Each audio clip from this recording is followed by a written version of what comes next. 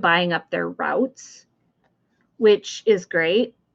But in my mind, it's like, if you're not already on route, if you move to the area and you need dry cleaning and there's no dry cleaners and all we do is routes, like, how do you know that, you know? It's not like it's not like you just are in an apartment building or something and they give you the brochure in your welcome packet. Like, oh, do you need dry cleaning? Here you go. So I don't know, but y'all ready? Yeah. Yes. Okay, 'cause we're already live. Oh. Thank you for listening to the end of our dry cleaning conversation. Yes.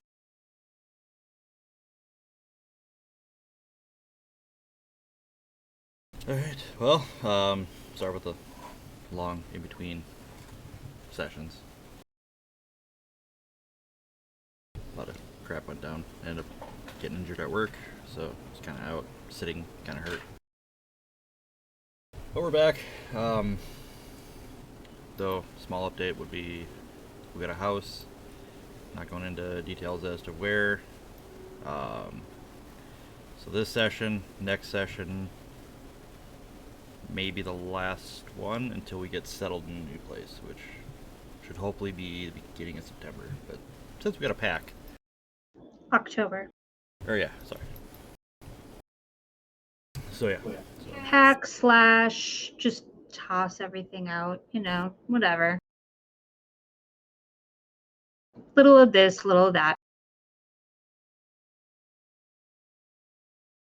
So yeah, that's pretty much all we got going on. So, do you guys want to go into the recap? Yeah.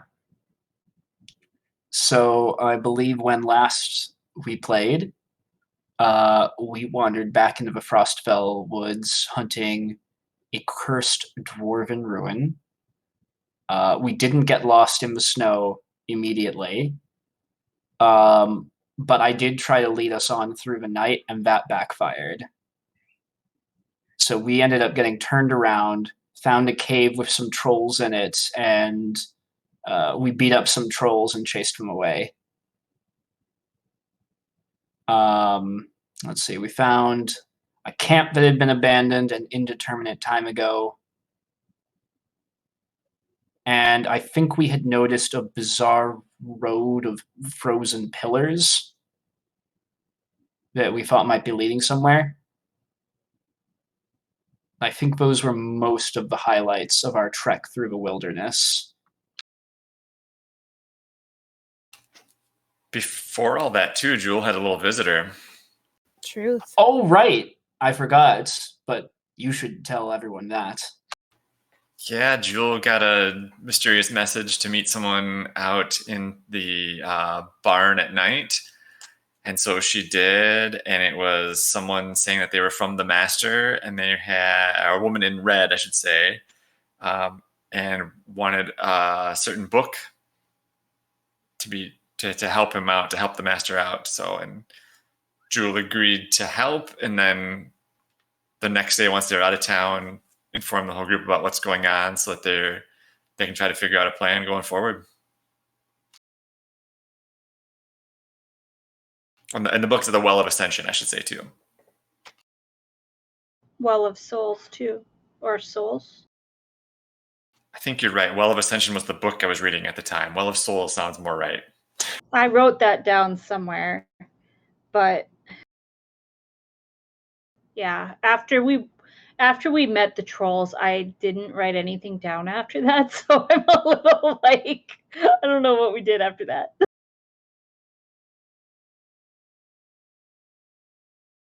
I don't think you guys did much. I just have that the Nemesis troll ran away and then nothing. Yeah, I think that's where we stopped. We walked into their lair. That was it. I remember it was pretty late. We ran pretty long last time. I got down that your axe cracked. And then I also wrote down a bunch of times that Danil's dice sucked. They We were did okay have for a a- while. We did have a really kind of not good day with the dice.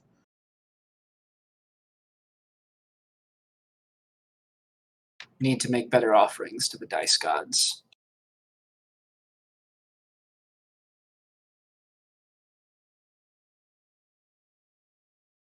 Alright.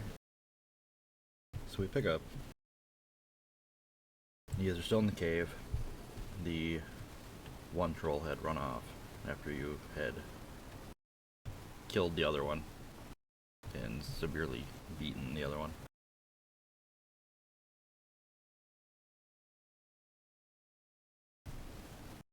I believe you guys were originally going to try to camp for the night in the cave, but then stumbled across them. So do you guys want to push forward to try to find the troll? Do you just want to try to set up a little camp, keep watch here, or just push back off into the snow? It might be wise to push a little deeper into the cave itself. Get a better sense of what's in here, maybe find a more defendable place to set up camp, rather than just the tunnel itself. Jules for that idea.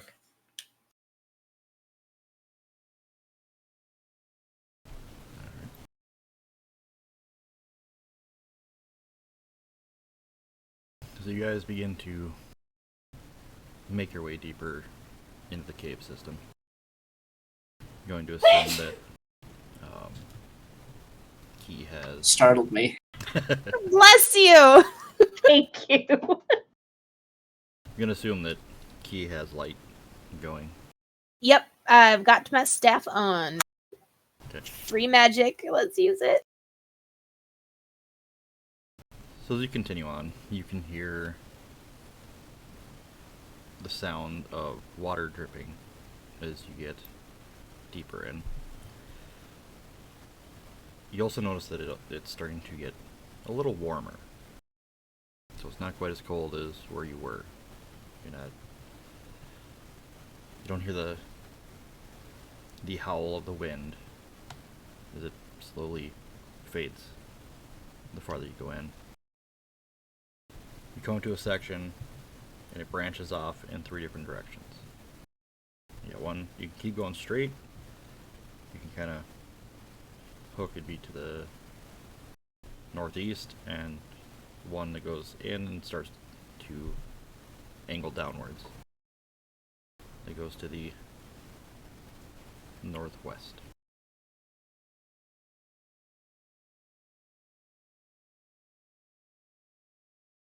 Can we see which way the troll went? Are there tracks or anything to follow?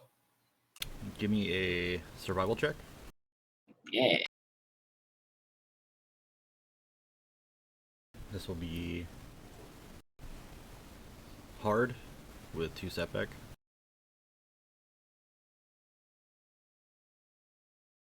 But you'll get 1 boost for whoever's rolling. Boom. So looking, you can see that the troll had gone to the northeast. You can see little blood splatters that angle off that way.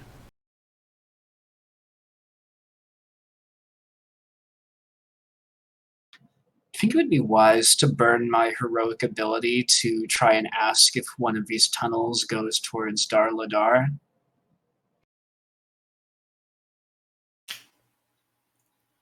Do we want to camp then, or just make makeshift camp here? We can. Might not be optimal, but we may not find a better place either. At least it's warm here.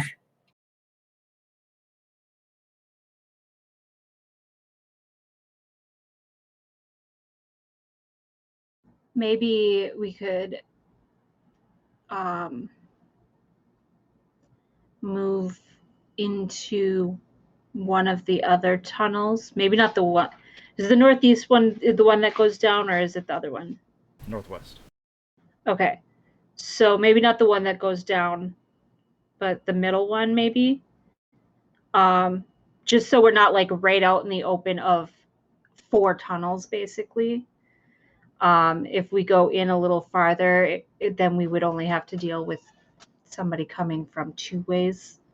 Sure. Not super far, but just enough so that we're not sitting ducks in the middle of everywhere.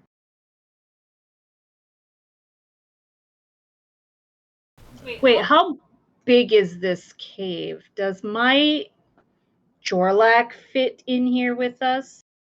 Yeah. Okay. It's, This is very important. he's got about maybe 3 feet of clearance from the ceiling. Okay.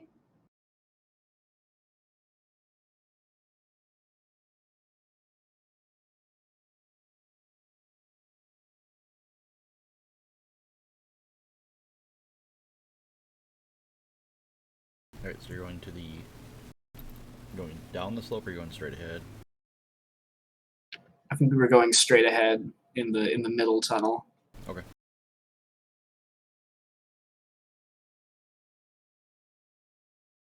Alright, so as you continue on, you walk for about another 15 minutes or so. It kind of winds, every now and then dips down a little bit, kind of rises again. A couple times it gets really narrow to where you guys have to kind of squeak through. Which is really hard for the pup. At one point he gets wedged and has a look of panic.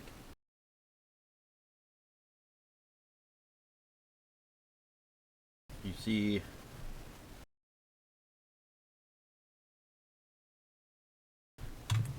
Garnd slowly crawl up on him, pull something out of a little pouch, and just start dumping it on him. Gotta grease up this dog. See it kind of Hope soak it's down grease. the side. And then, as you see him trying to climb back down, he goes basically ass over tea kettle off Drolak's hind end.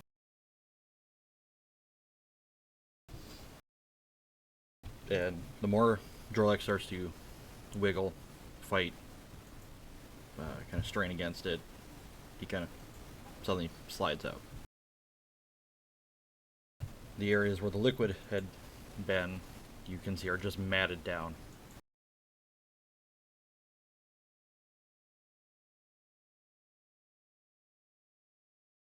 Continue on.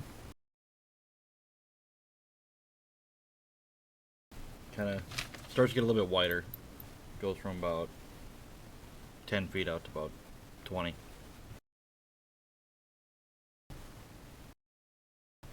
You begin to feel a sensation of a light breeze kind of just blowing back the way you came. As you approach, you get to an area where it's dark, and the light from Keela's staff seems to be almost being forced back. Not this again. That was my first thought too. We are 2 for 2 with caves, it seems. We should just say no. You know what? No, I'm gonna cast Dispel on the darkness. I'm gonna banish this again, and if there are more shades hiding in it this time, well, I guess that's a bridge we can cross. I can conjure the sun.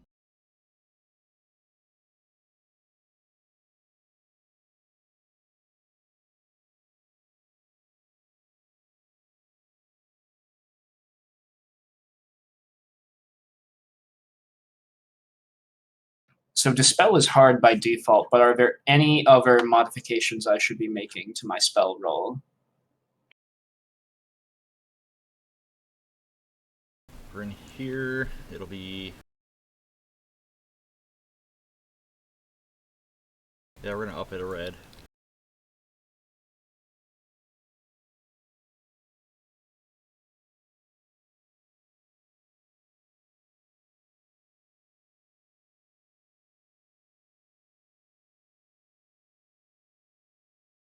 Oh. Nice. Begone, foul beast! So what are you using to dispel? I mean, obviously you're using dispel, but like, how are you? Are you singing a song, playing some music, humming? He's going to break out the lute. He's going to break out the lute for this and strum like just an easy chill tune, chill vibes to banish the darkness away. If you're happy and you know it, clap your hands. Not quite those vibes. It's pretty chill, pretty happy.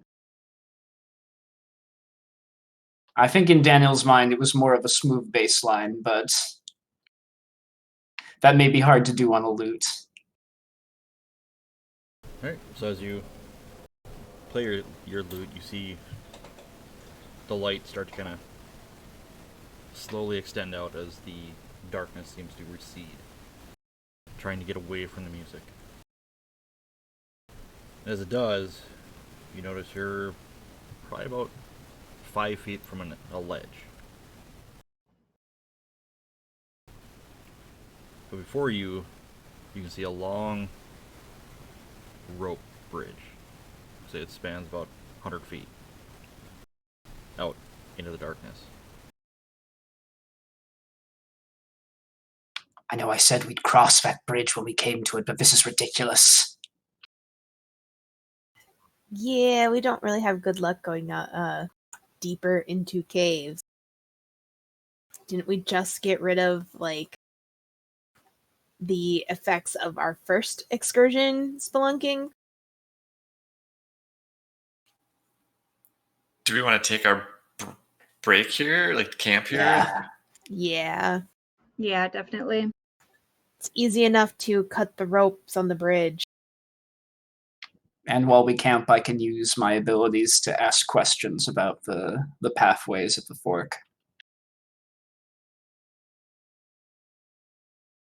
Okay.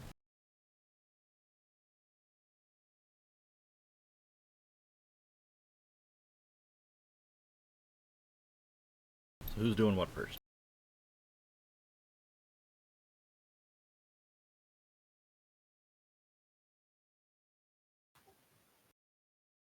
I mean, I figure we were just gonna like set up. I don't know if we would start like a big fire inside a cave for oxygen reasons, but like just a little tiny one for Daniel's uh, spirit magic. Okay. I mean, we really don't have a clue about time passing. So that might also help us with time.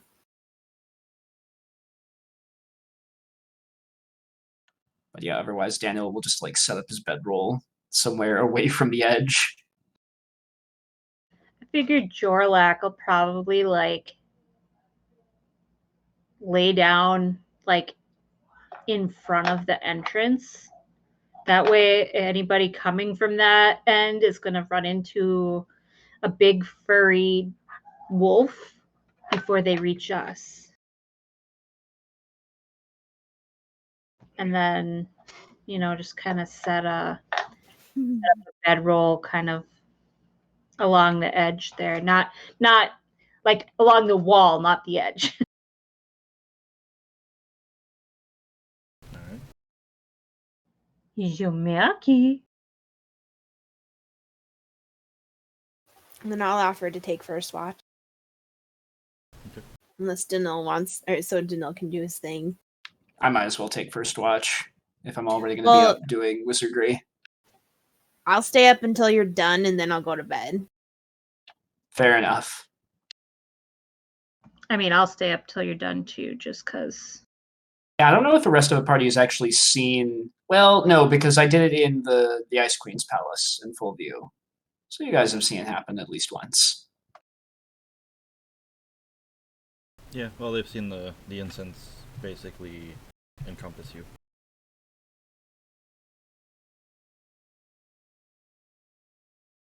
Alright, so you fire up your incense. That I do. Alright.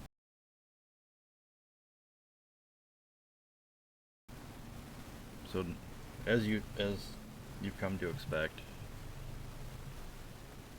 the smoke begins to funnel out, begins to swirl, spin around you. You get the familiar sensation that something's here, and it's pretty much surrounding where you're standing.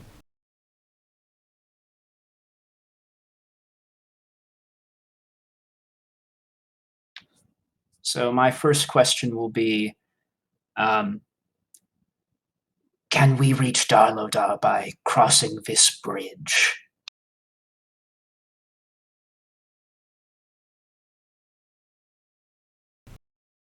As your question goes out, you feel it get enveloped by the smoke. As usual, you feel something in the smoke make its presence known. It stops in front of you. But this time you see more of a skull-looking face kind of stick out. Somehow gets this really weird grin. Yes. And then it fades back. All right, then. Second question. Are we being hunted right now?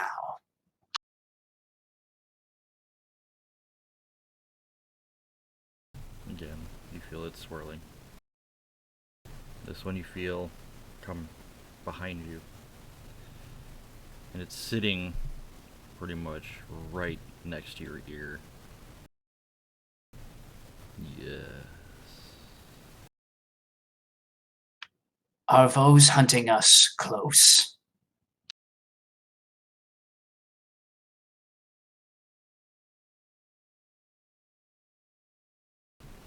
Again, you feel it shifting around in the smoke.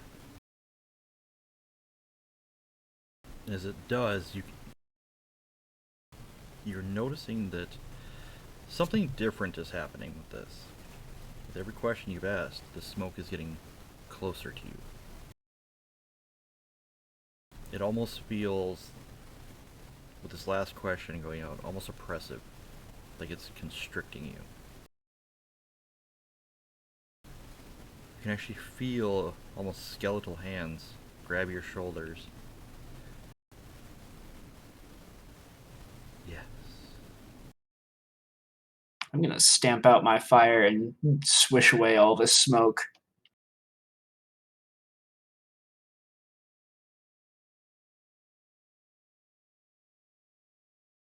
So they're close. Well, the good news is we're going the right way. We just need to head across this bridge. Bad news is I'm pretty sure the wraiths or whatever we dispelled earlier are mad and still around here.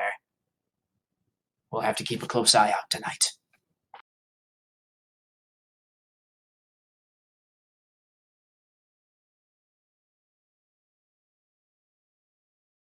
Okay, good to know.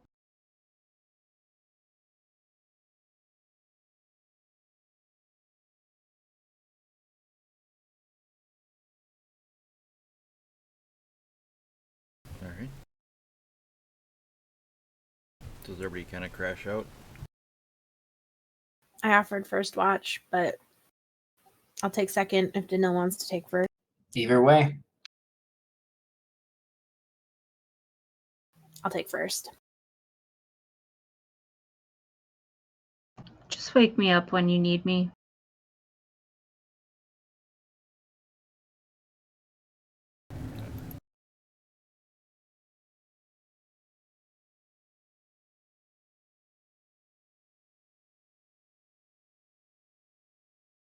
Alright.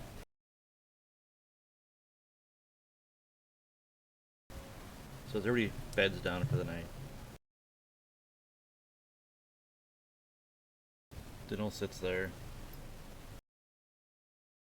kind of contemplating the strange occurrence, keeping a watchful eye on the surroundings, both down the bridge,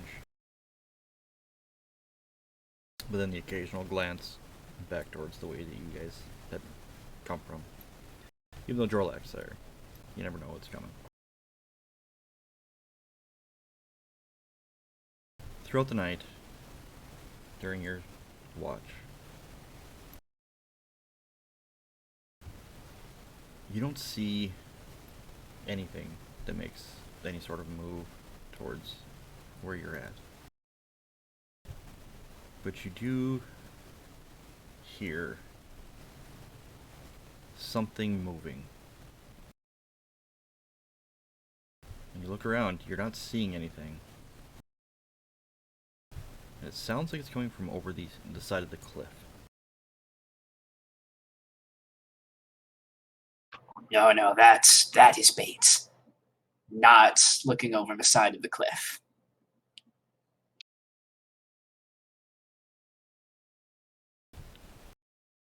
But other than that,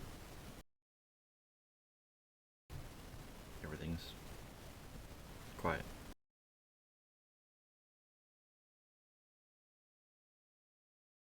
Who's taking second? He, I think, is. Okay.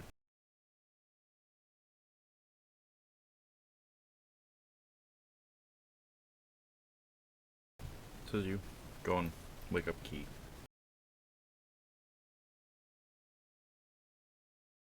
you can almost hear something again moving.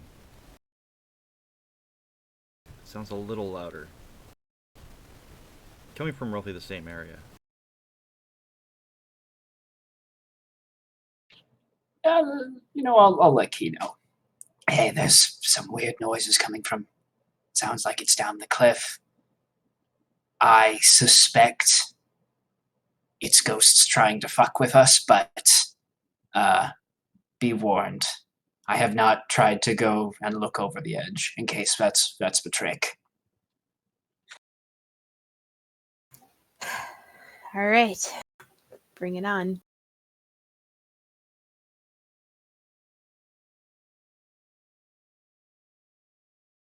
Alright.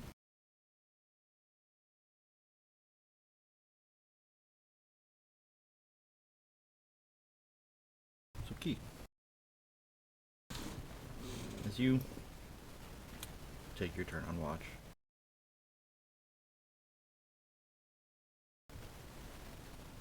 you feel as if you're being watched. You don't see anything. You look around. See everybody kind of strewn out. See Jorlak over by the door, curled up. You can see a glint of armor kind of by him, as Garn's kind of tucked into his fur. Aw.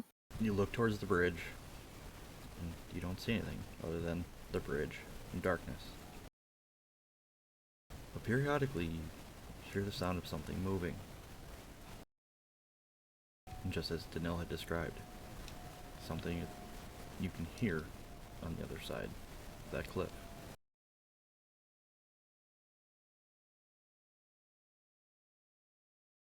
Every now and then,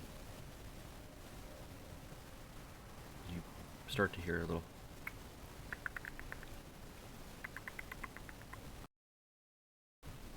and first it comes from down the side of the cliff. And then it stops. As you sit there, you can hear everybody breathing. And you begin to notice that the light breeze that you had been feeling has almost a pulse to it.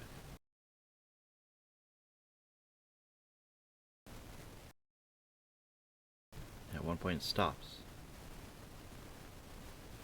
There's a big puff of it, and then it goes back into a steady, pulsing rhythm.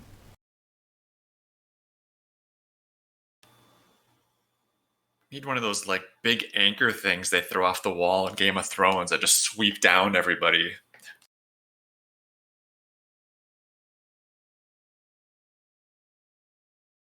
But other than that, nothing happens.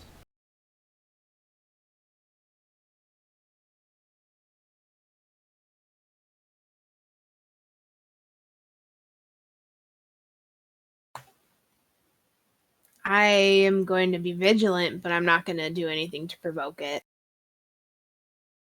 And then when my watch is done, assuming nothing happens, I don't think we picked who was next, but all right, I'll awake Ula.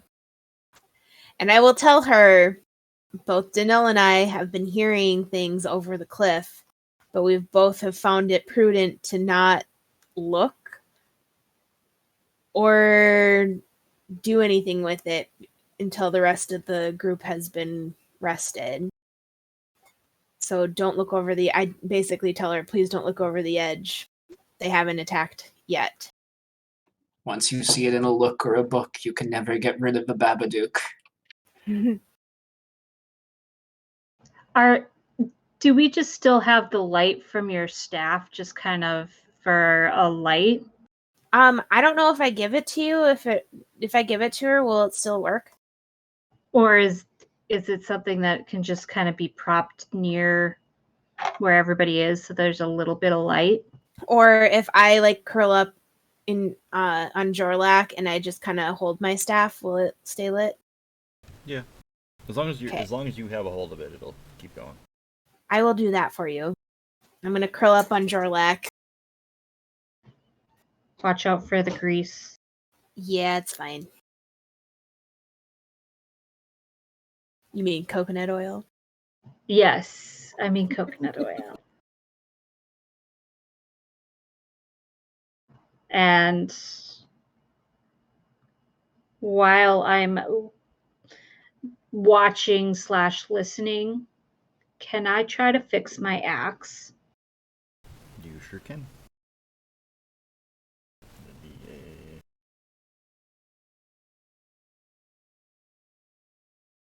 I want to say it's going to be a easy mechanics check. Because you only took one crit to it, so it should be an easy.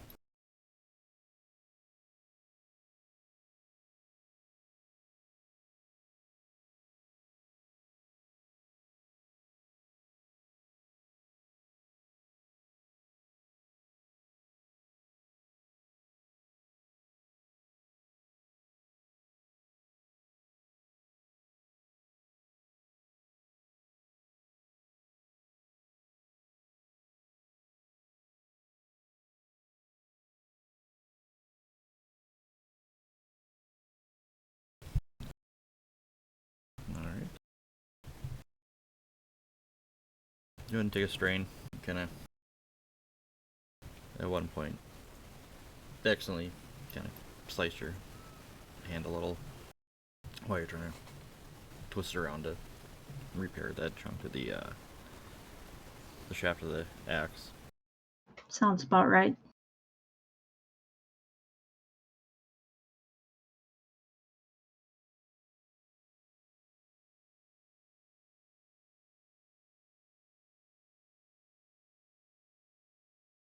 Alright, so as you're working on that,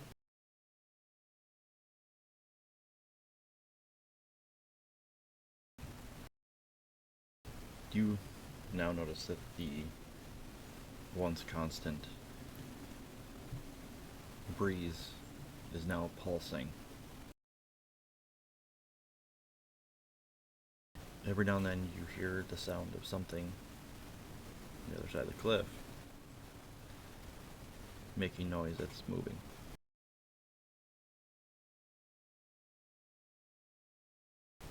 You try not to pay too much attention to it as you're trying to focus on repairing this axe. That's how I cut myself. You begin to hear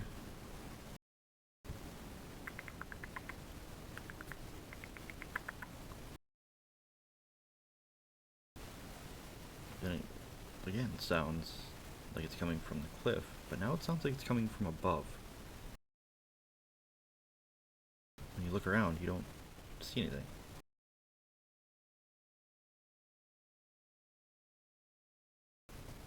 The sound continues.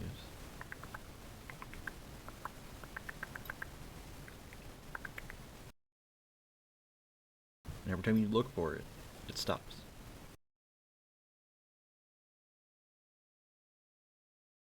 But nothing happens.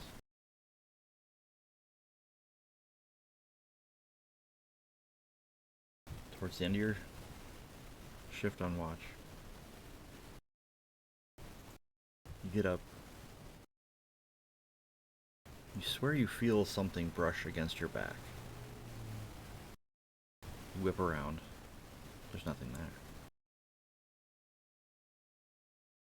What did it feel like? Like, did it feel like hands? Like a spider web? Like something crawling across my back? Like.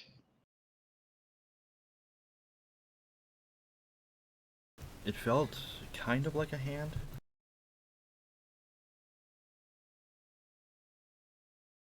But it was very light.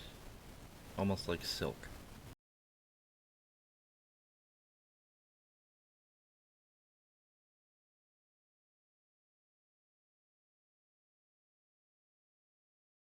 She just stole the cat.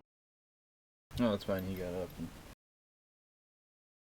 Ryan just took off with the cat, picked him up, and walked away.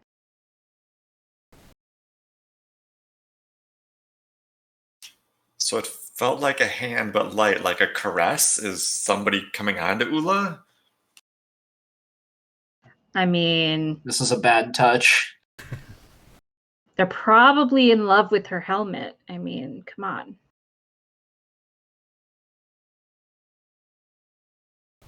Sort of like a, not so much like a caress, but just almost like if somebody was just trying to let you know, hey, I'm behind you.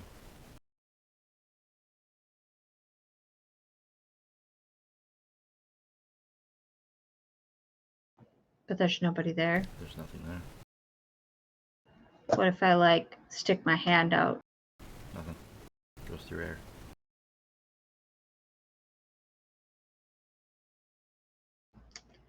Well, who wants next watch?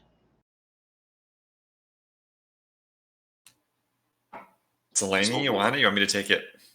Or I guess Daniil too. Well, no, Daniil had one. Never mind. Just you two.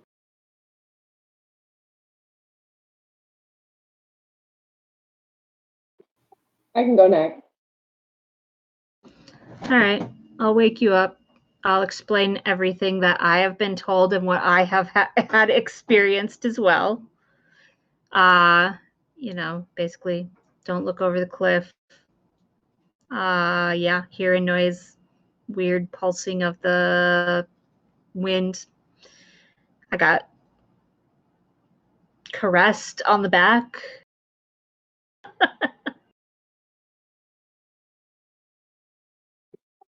Okay, I'll keep my eyes open. Reminds me of that one meme. You go to push the orc off the cliff, but you roll a 1. Instead, you reach out and gently caress him.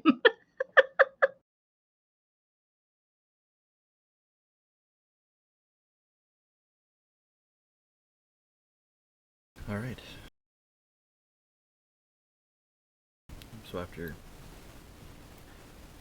Ula kind of gives you the sit rep,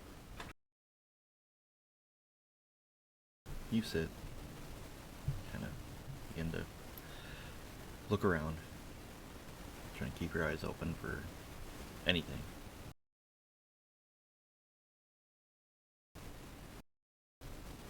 Hear the breathing of your new companions. You can feel the pulsing of the breeze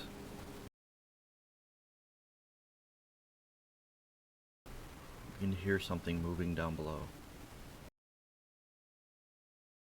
Again, it sounds like it's just on the other side of the cliff face.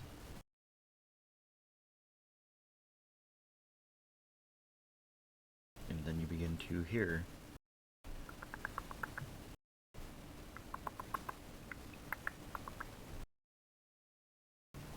coming from both above and below. As one of the clicking noises starts, it'll stop, and you'll hear another one. Sounds like it's replying.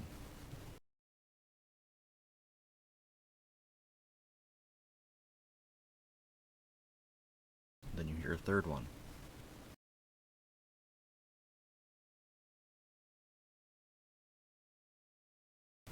The breeze continues to lightly blow, almost suck back out. Blow past you again. Suck back out. Blow past you again.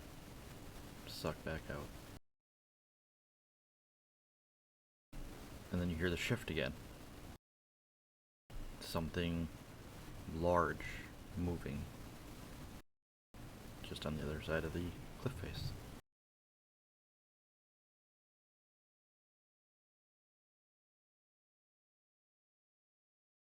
You sit there trying to peer through the darkness that stops halfway down that bridge that's before you. You can almost see shapes. Might just be your eyes playing tricks on you, just how dark it is. Or since Keela's now sleeping up against Jorlak with his breathing, the staff kind of moves a little bit. So it could be just the shadows.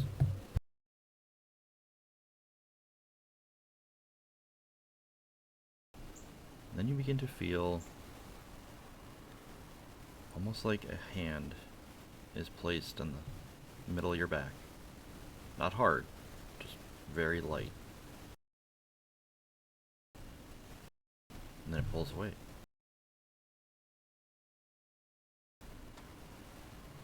Does it again. Now you feel two hands. And then it pulls away. Did you do anything?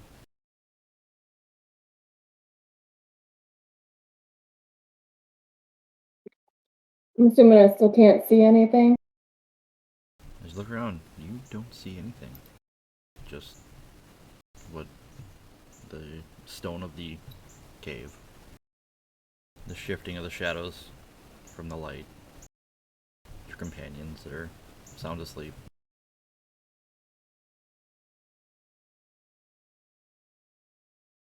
The occasional, little small insect.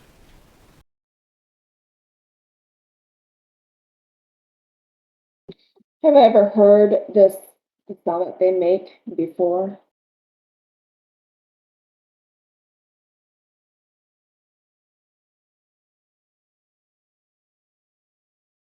Give me a lore check with a hard. You said lore. Yeah.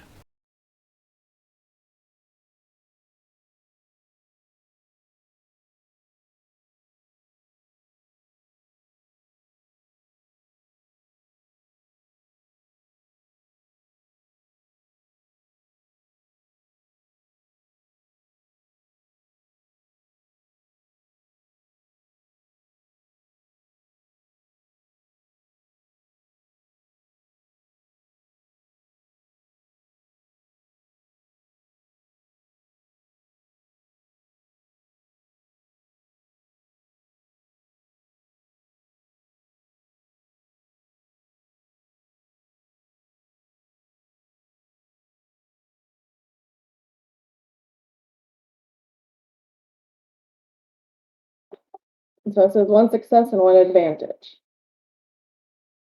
Yeah. One success, one. Yeah. Why is that not updated?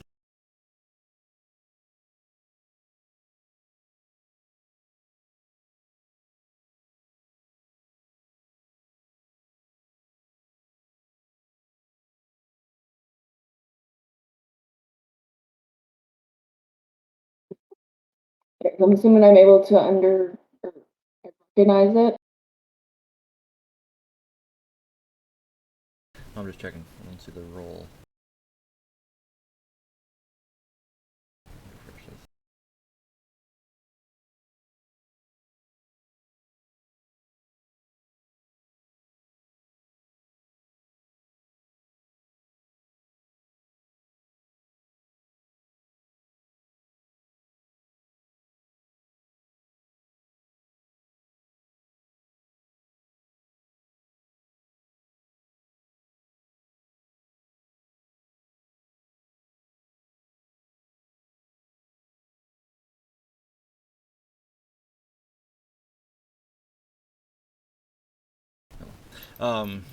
Yeah. So I'm not sure why it's not going through. I don't know. Question.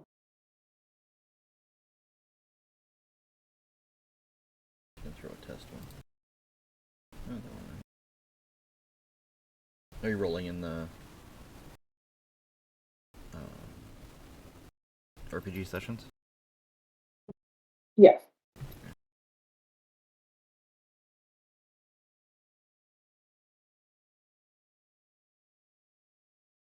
Are you at the game table?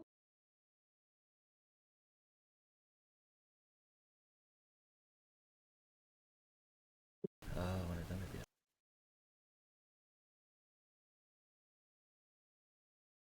She's on dice. I think you have to go to games. Yeah. There it is. Even better than before. All right.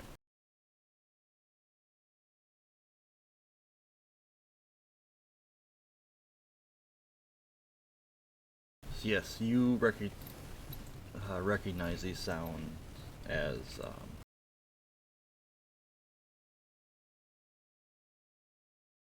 cave spiders.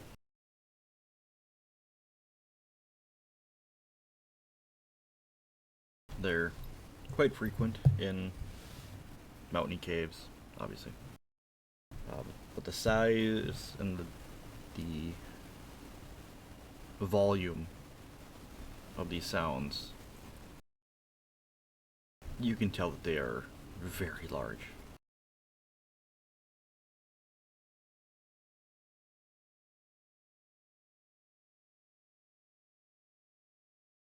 So you go back to just kind of paying attention to the bridge area.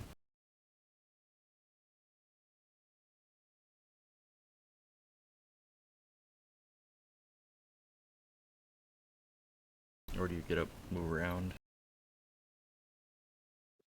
I'm gonna get up and move around. I'm not gonna look over the sign as I was told not to, but I'll see if anything is seeable with the different shadows of me moving around.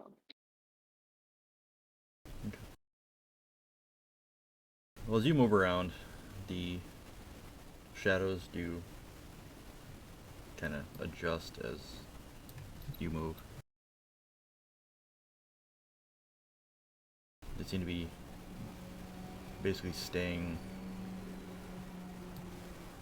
back as far as they can from the light. Every now and then you can tell that they're trying to press on the light. But they can't seem to break through almost the barrier that's there.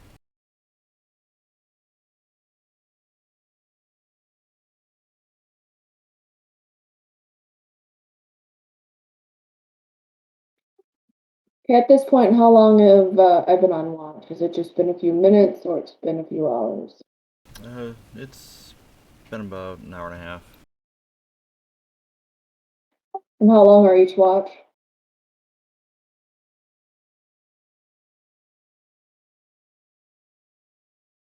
About close to 2.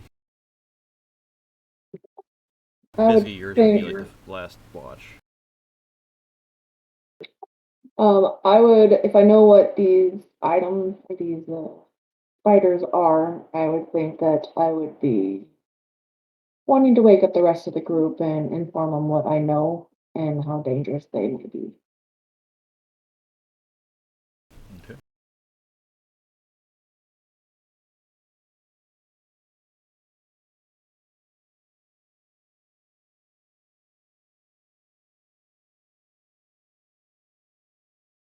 So as you wake everybody up,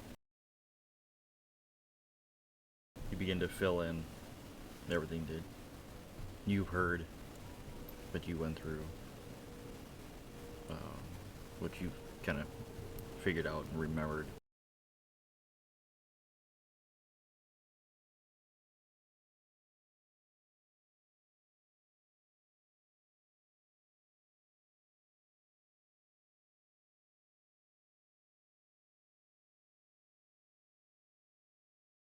And they would have gotten away with it too, if not for those meddling kids.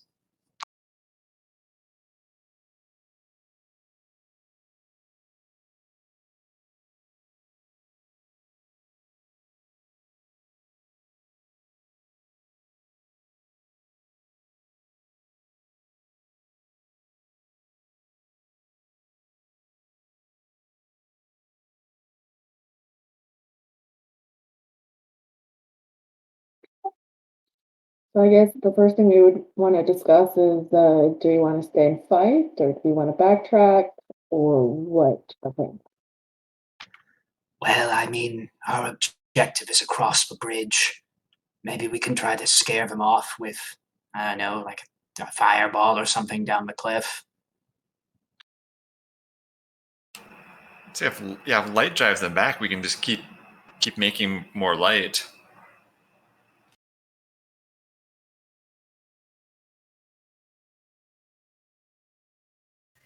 We do know someone that can conjure a sun, as she looks up to Ula. Ula smiles.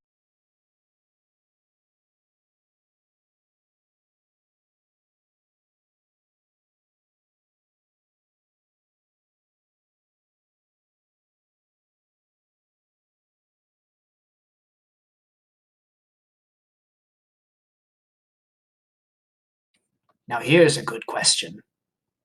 Do we want to try and finish the rest of our sleep, or do we want to just decide we're all up now? We might as well stay up and try to make our bridge crossing. So this is like okay. Well, we've been doing watches with just 4 before, so we should have had enough sleep by now. I feel like I think we should just get this over with. Agreed.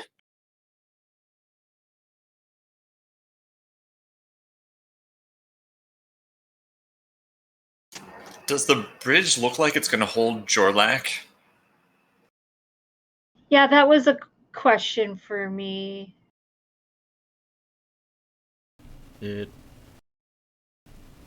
looks like it might not even hold one of you. It's old. It's just been kind of swinging in the breeze. Look, this isn't the first time we have conjured a bridge from thin air to cross a chasm. This is not our first rodeo in a cave. This is true. How far across is the chasm? Well, what you can see, where the light pushes about 100 feet. And then it disappears into darkness.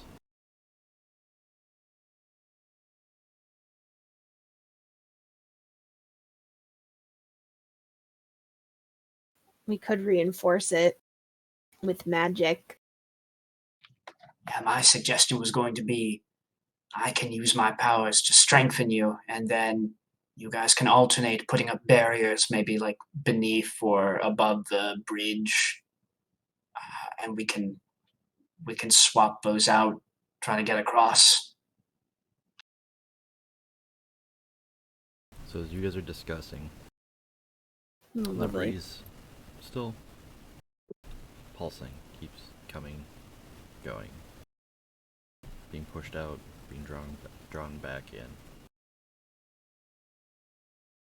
The clicking gets a little softer, but it continues.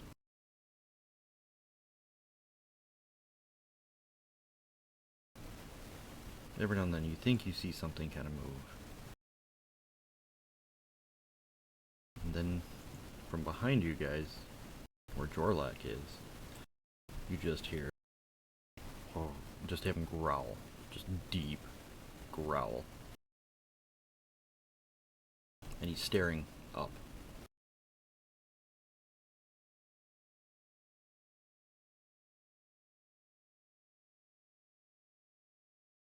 Anybody got anything to zap that bug with?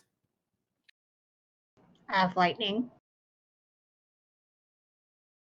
Let's do it. Let's show them we mean business.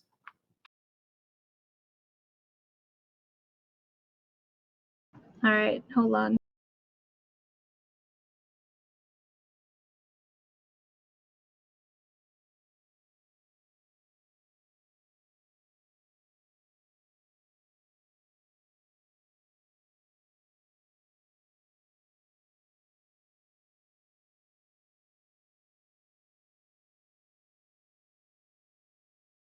Okay.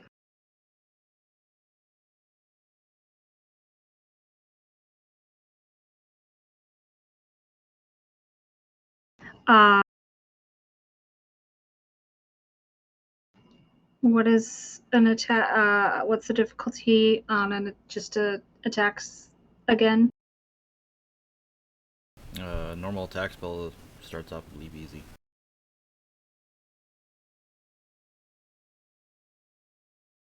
Can we see what Jorlak is growling at or howling at? Nope. You just see him staring up.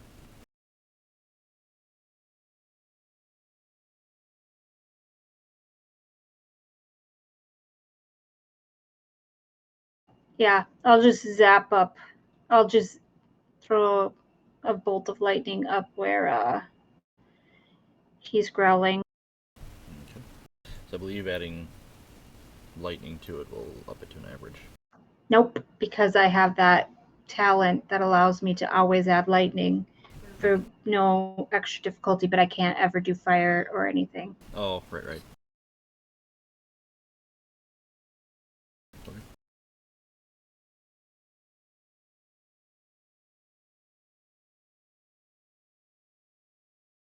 So, 2 successes, 4 advantages.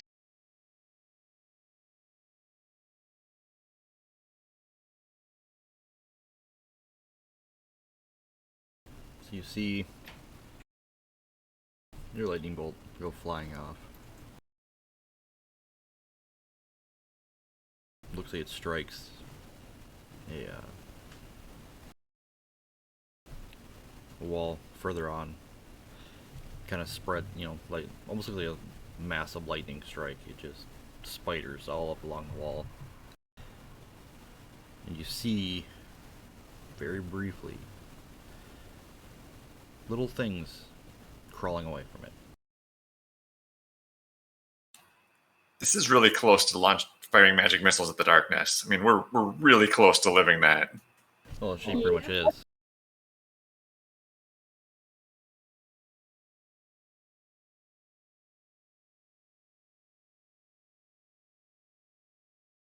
So as you fire that off, it hits the wall.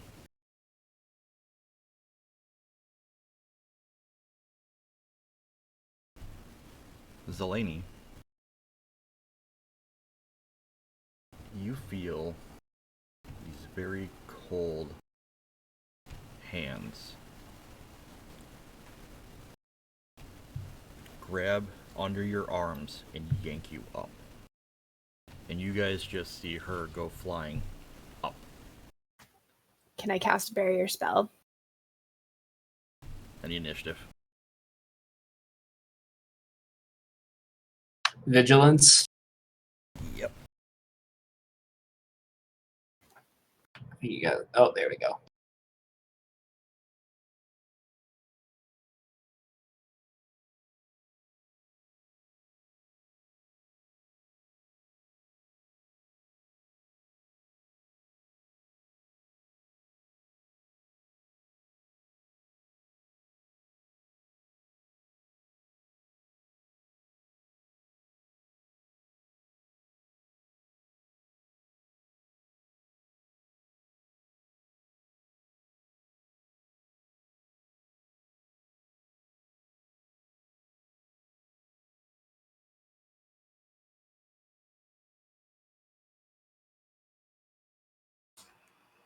Just miscellaneous.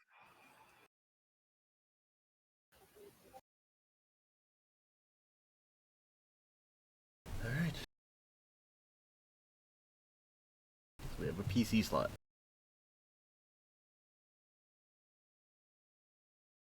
If I cast a barrier spell around her, she's still above us, right? She didn't get pulled over the chasm. No, she went flying up. Okay, so if I cast a barrier spell around her, are we prepared to catch her if she falls? I mean, probably. I do have a catfall. Okay. Athletics or coordination to I was do- gonna say she's a monk, so That's all good. I also do parkour, so you know. Well, my intent is to just get you out of their hands. Do you mind if I roll first, guys? go for it. Do it. Go for it. Save me, please. Yeah, okay. All right, what's the difficulty going to be if I'm just concentrating it around her with the intent to like knock them like away? Let's see, it starts off as what, easy?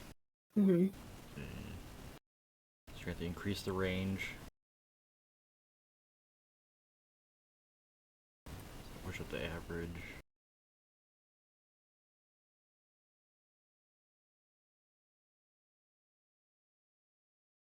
I can't remember. Does it go up again for surrounding a person? I don't think so. It would if I was trying to like encompass everyone, Right. but I'm only just trying to encompass her.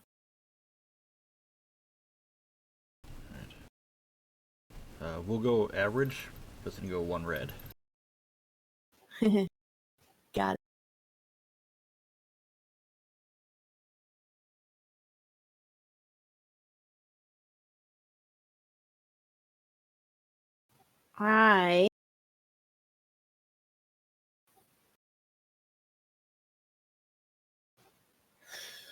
I feel like this is important, so I'm going to use my divine intervention to Do it. knock out that those 2 failures.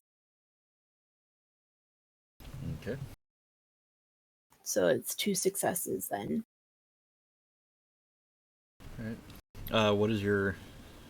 Is it the standard barrier? Like the crystalline look? Correct. Okay. So yeah, as she's being pulled up, you throw out your barrier. You see it kind of form over her, almost like a dome. When it does, you see, still attached to her, 2 arms appear through the barrier, holding onto her. They're actual arms. Actual arms. Lovely.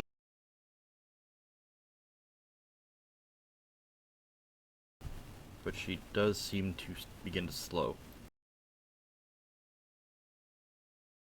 So I didn't stop. It didn't cut off the arm. Nope. But it stopped her from moving. Correct. All right. Alright, PC. We can now see partial of what this thing is. Honestly, maybe you want to take this one, Selene, try and wriggle yourself out. Yeah, that might not be a bad idea.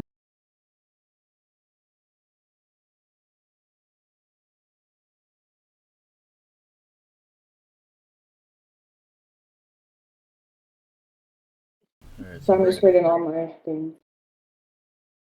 What's it? I was reading all the, trying to figure out which one I want to use. Alright, so to break free from essentially being grappled, it'll be an athletics check. You'll have a hard difficulty. No, yeah, hard difficulty. It's gonna be 2 red, 1 green. Or, sorry, 2 red, 1 purple.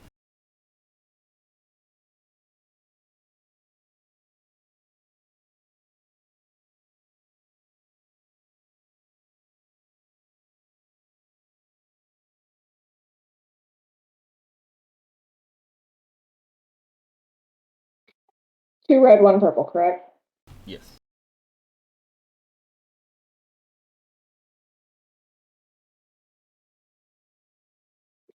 It does not look good. So as you, kicking, twisting, trying everything you can think of to break out of this grasp, you cannot seem to break free.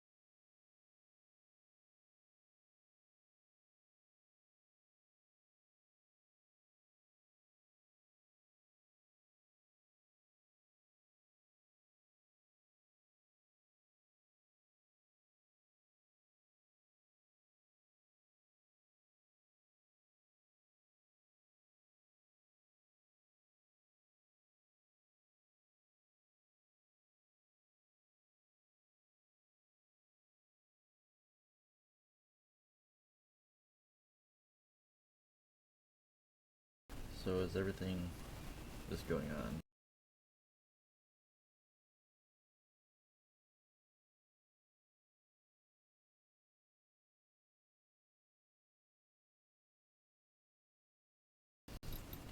Keela, you feel a gust of wind go like right past your head, which causes you to instinctively kind of duck down.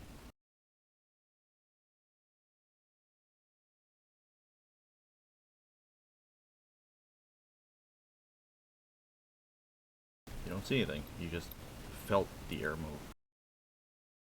That something was right there.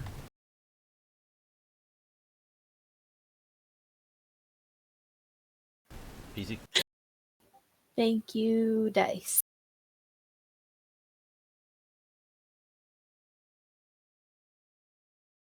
Do we have? We still don't really have eyes on anything, right?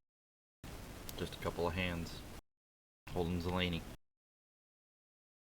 How far up? She's been pulled up to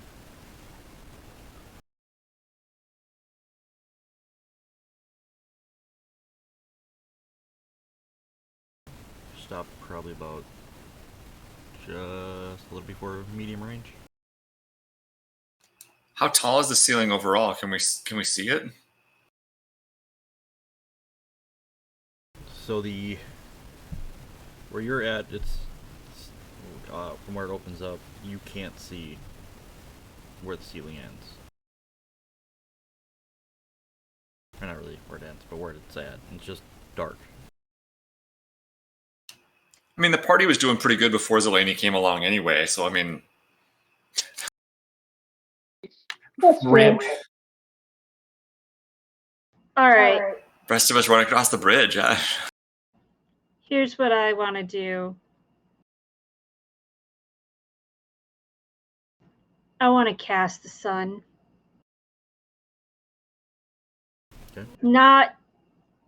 I want to cast it so that it's kind of like, I don't want to get Zelania, obviously, but I want to see if I can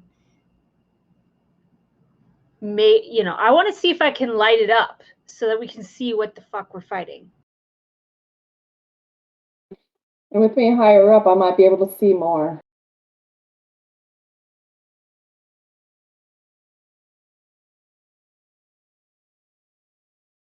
Was that conjure? Yeah.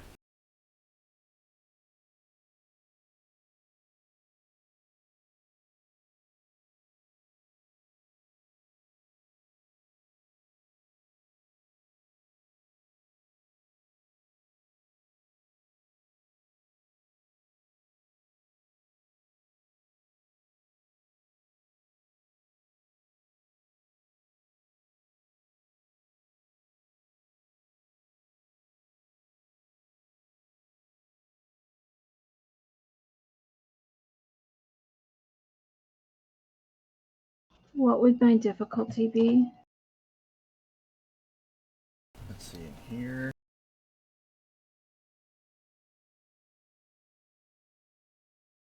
You're looking at least a daunting.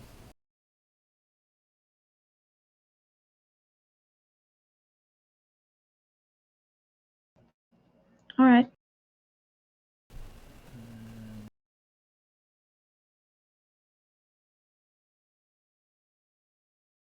I'm going to flip a pip here and upgrade you so there's going to be at least one red in there. Okay.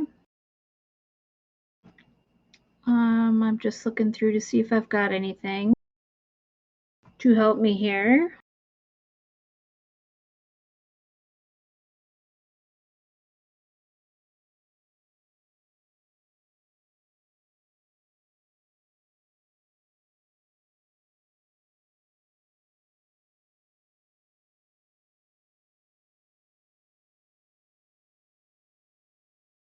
Okay. Well, I'm going to flip a pip to upgrade my roll.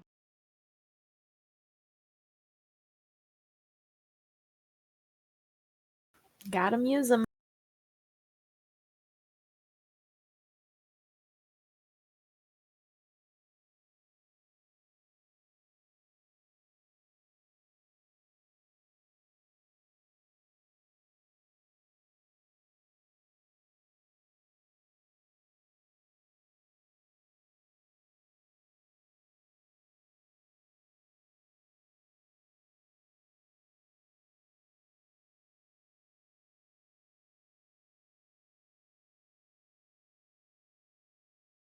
Hey, look, I got the sun.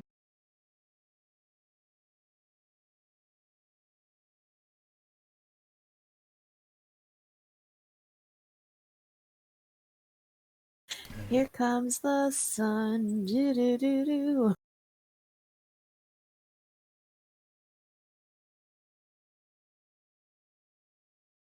Okay, I am really sorry, but I will be right back. I have a little boy that is begging to go OUT.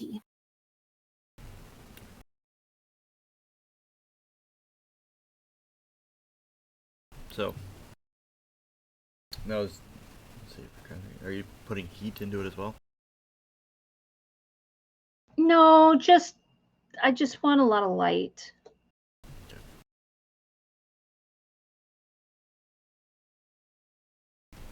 So as you summon out this giant ball of light,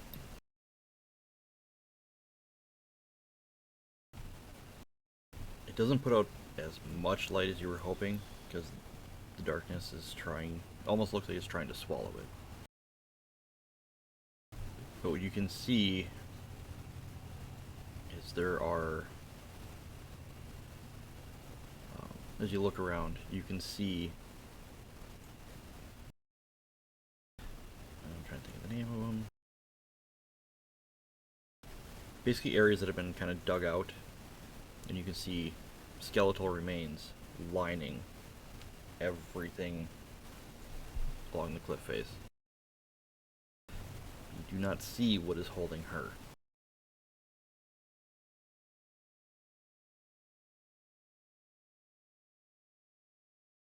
The arms that we can see,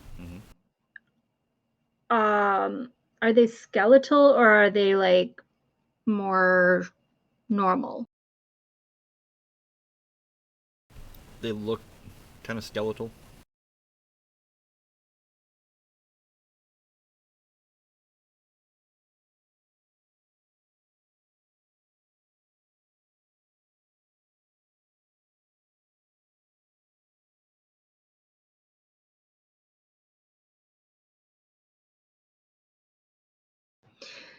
All right, well, since can't really see anything, Ula's just gonna yell, "Come and fight me, bitch." Okay. Come and fight me, bitch. All right, Jules got an idea. I don't know if it's really conjuring, but it's close I can come up with for a spell. Is the Indian rope trick where you send a rope straight up? and send it towards Delaney so she can hopefully grab it. Okay. So I'm imagining I'm using rope out of my own pack or whatever. I don't need to conjure the rope, but some kind of manipulation for it to go up towards her. Yeah, you could use a utility for it.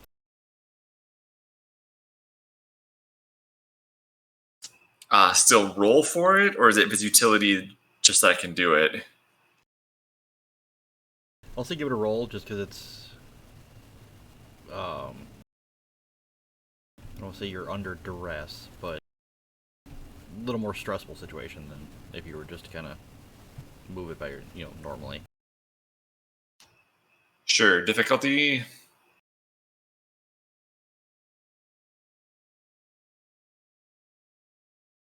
We'll go average.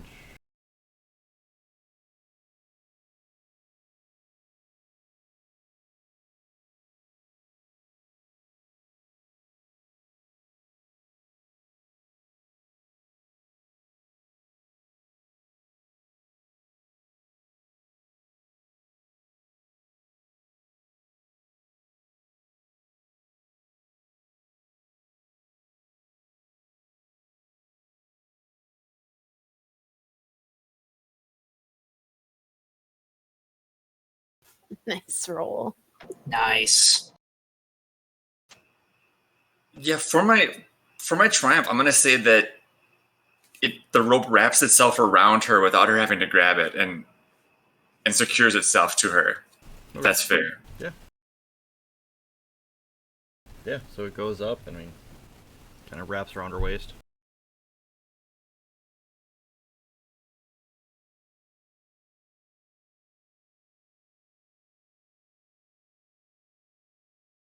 Final PC slot. So now we have a Zelani balloon. Happy Thanksgiving. Crystal balloon. It's Macy's Thanksgiving Day Parade. This is fine. It's your turn. Oh yeah, that's true. I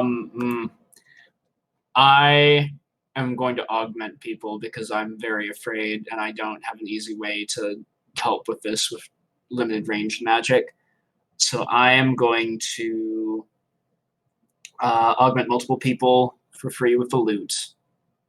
So if this works, I will augment Zelani and Jewel, I think.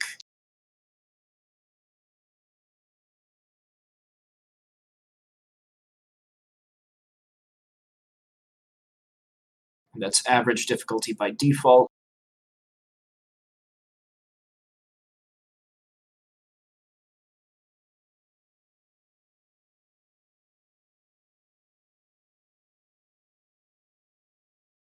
And then looks like I'm not able to add anyone else to the spell, but then both of you would get an extra green die on your next roll.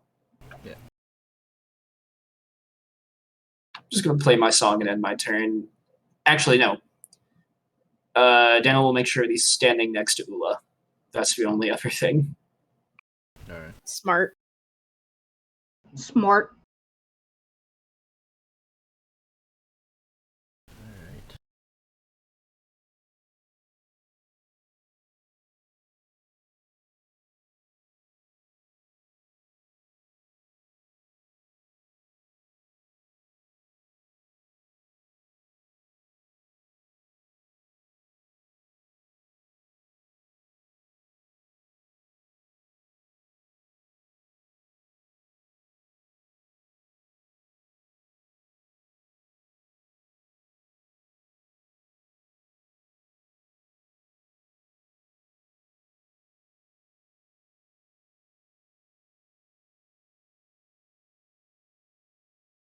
Alright, so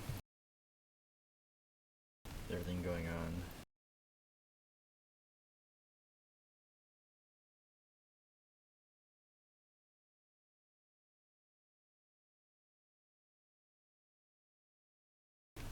Coming up from the cliffside, you see At first, it looks like a just very beautiful woman. She's very ethereal, You can almost see through her. She just kind of like floats up. Everything going on as you guys turn and look at her. Her face shifts to one of just agony and anger.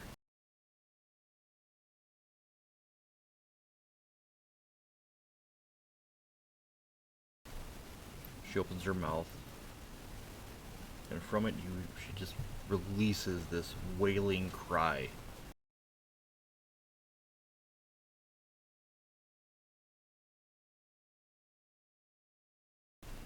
Darn banshees.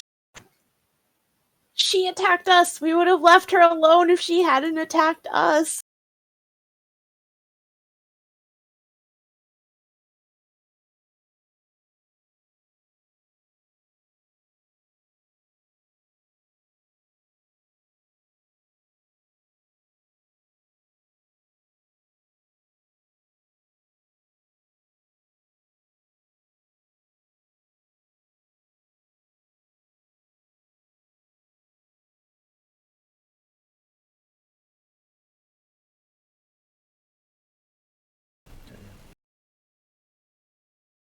Alright, let's see. That many advantage. That is an unbelievable roll. I know. The dice have been truly blessed to us this turn. It's like they're saying, I'm sorry. I was gonna say, I feel like they're trying to make up for last session. I gave my rolls to Joe. Would you like infinite advantage and 0 successes? You can have it. Act now.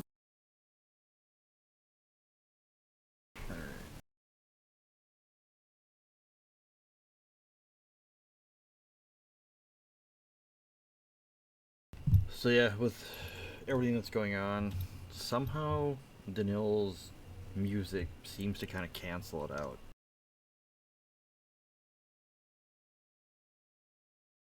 Just the wail that she releases, and then with the sound of his lute, it actually kind of brings the melody or a little bit more to it. I will devil went down to Georgia, this banshee.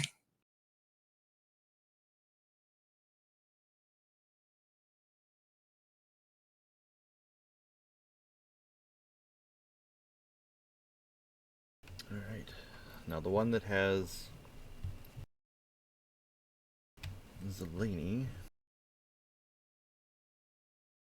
is angry.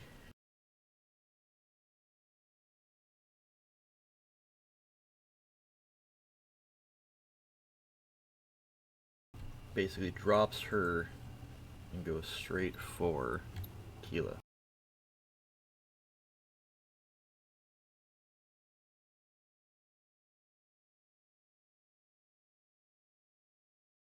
Did you say drop? Yep, basically releases her.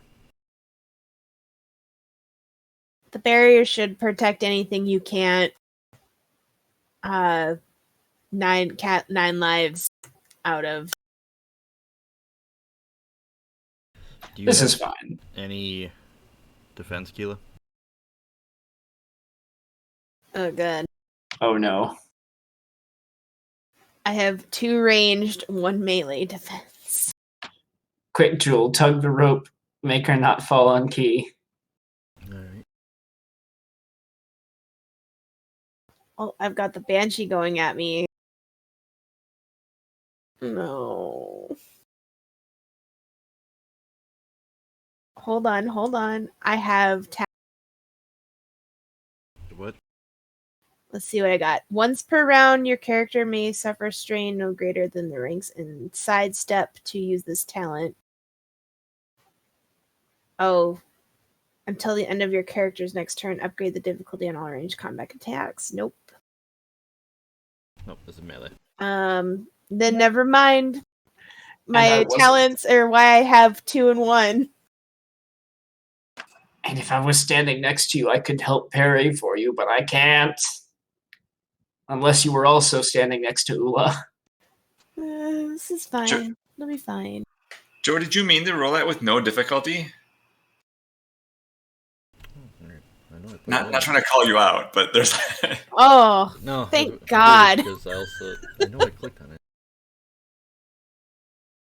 Oh my god.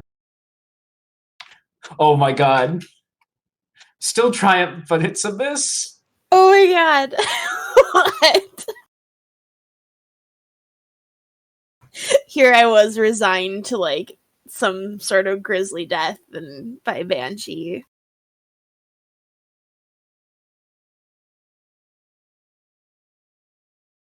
Well, let's see what the triumph. You no longer have defense. Okay. Like either ranged or melee, no defense at all? Yep. Okay.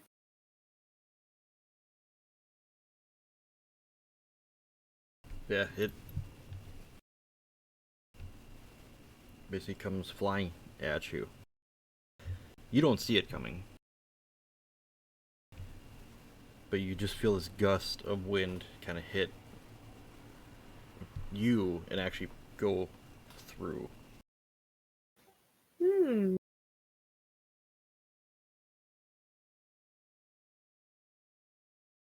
Alright, top of the round.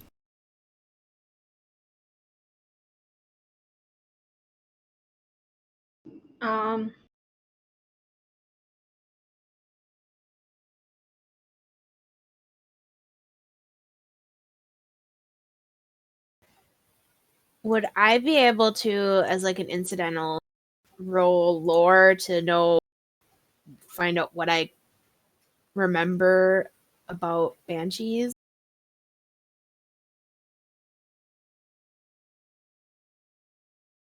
Like when you're sitting there fighting something, wouldn't you be able to like rack your brains for about it? Yeah. Specifically weaknesses.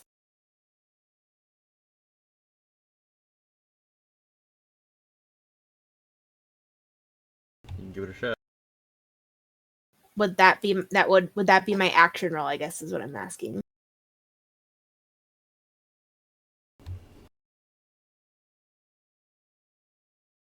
Yeah, mainly because one, it's going to require the roll, but two, while everything's going on, you're trying to focus on that while you're trying to think of everything.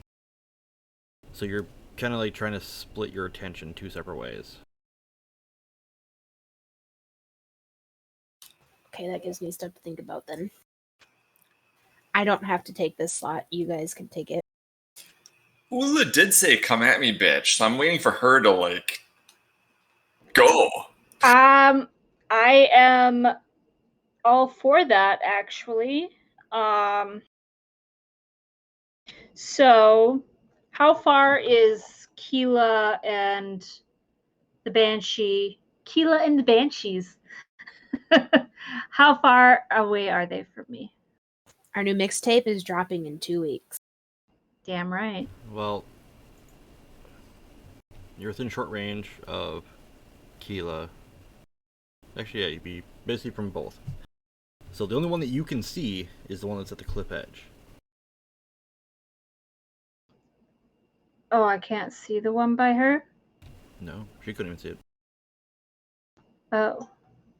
Okay, well, how far away am I from the one on the cliff edge? Short range. All right, then. Well, I guess since I can't see the one there, it makes no sense to attack that one. So I will.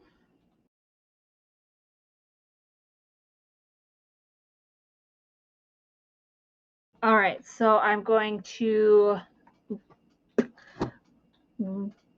go up to the Banshee that I can see.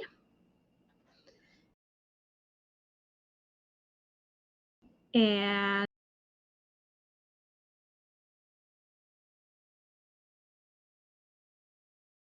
I'm going to activate Reckless Charge.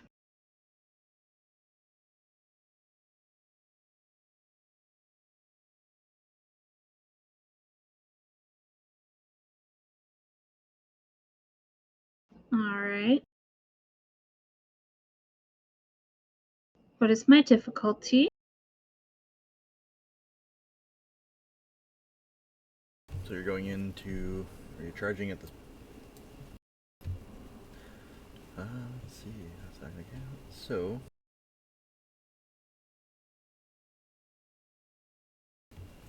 It's definitely gonna be average.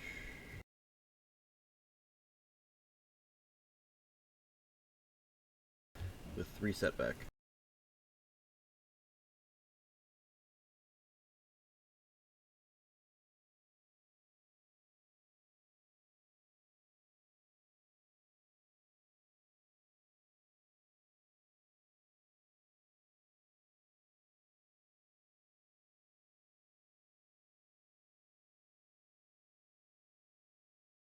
Alright. So I would like to use my triumph to crit. Okay. So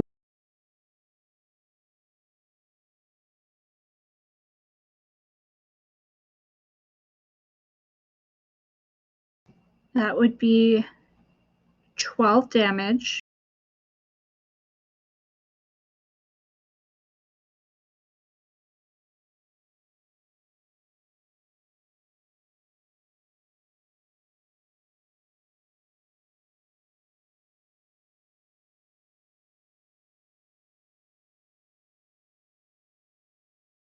Okay.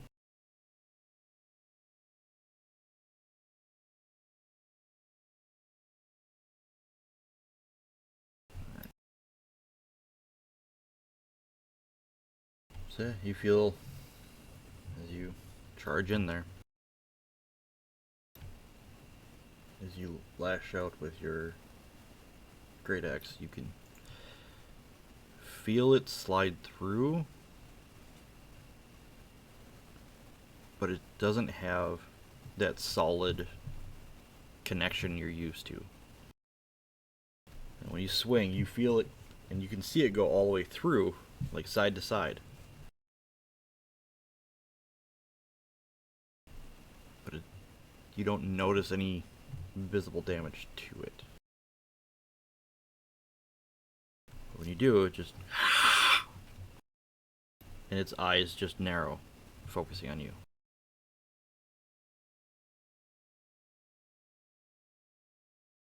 Certainly got her attention. Yeah. PC. So it was immune to the crit as well then?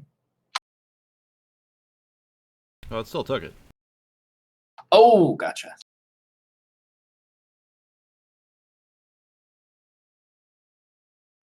Since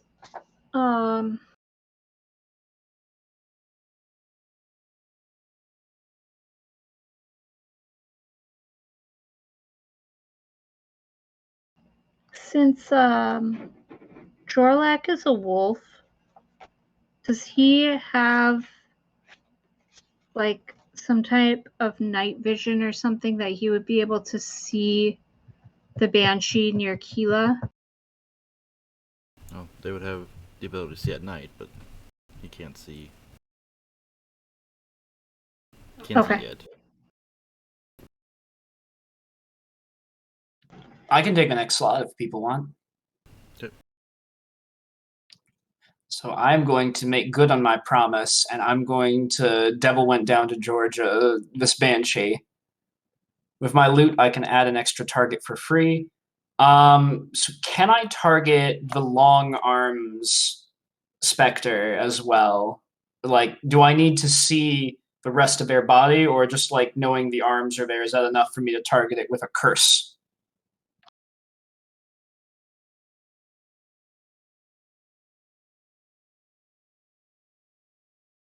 Trying to think. So I don't know if you actually have to see your curse or who you're cursing. It doesn't really specify. Taking a look at the revised spell sheets, just select a target within short range.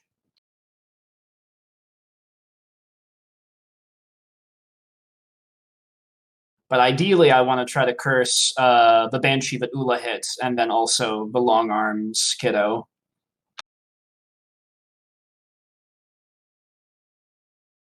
Well, the one that you can see that's right there, you can for sure attempt to curse. So the other one, probably not because you can't see it. So you don't even know where it's at right now.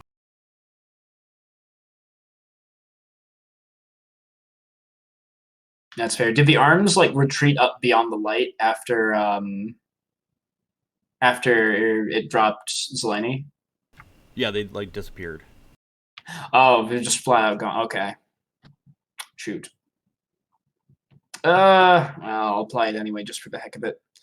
I'll apply misfortune as well, so it should be a hard roll. Yep.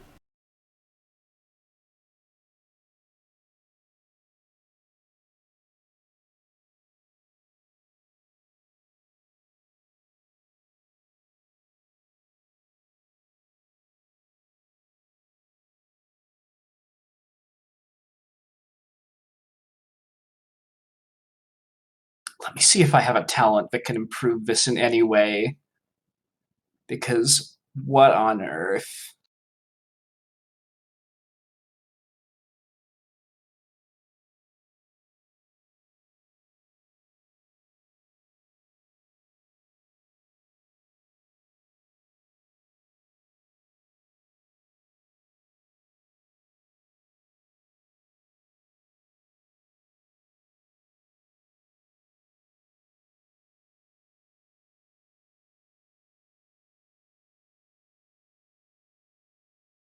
The worst part is the best I can do is re-roll it, and I know I'll never get 2 triumphs again like this.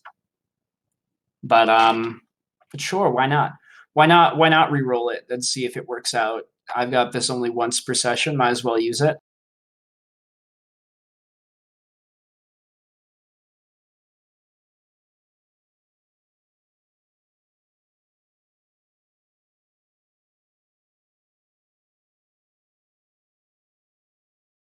Alright, well. You succeeded. All right, so this means that on its next check, it basically removes 1 green die. It decreases its ability. Okay. And in addition, after it makes a check, I can, if it has any setback dice, I can change the face of one of them to a face with a failure on it. Okay.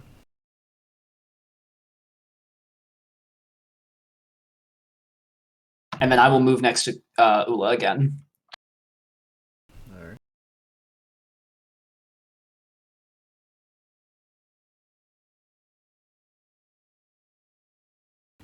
Did Zeleny hit the ground? Like, is she safe on the ground? She's on her way down. Okay.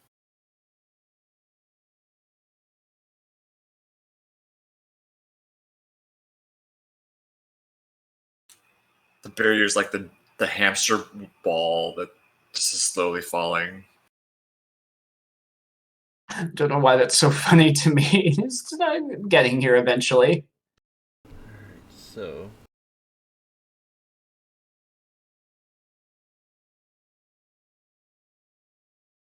He has rolled over almost completely on his back. He's so damn cute. Your little black blob back there.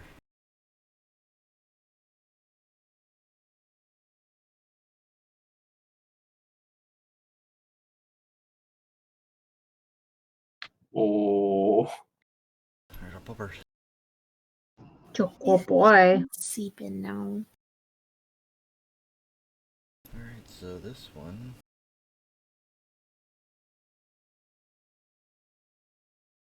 This one goes. This is the same one that was in front of Ula. Goes after her.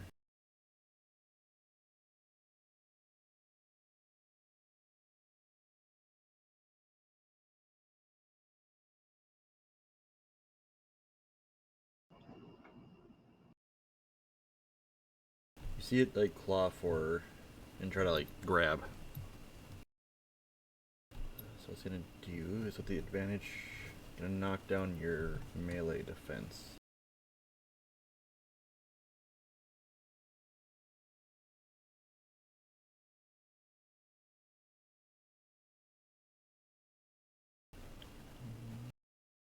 Then you see it kind of disappear into the stone.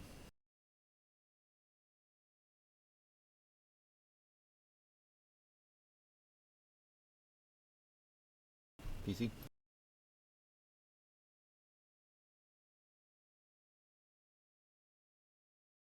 I'm still deciding what I want to do. I really feel like we haven't done much to like hurt them. We Yeah. haven't. I was gonna blast, but that one just ran away. So like, there's nothing to blast at now.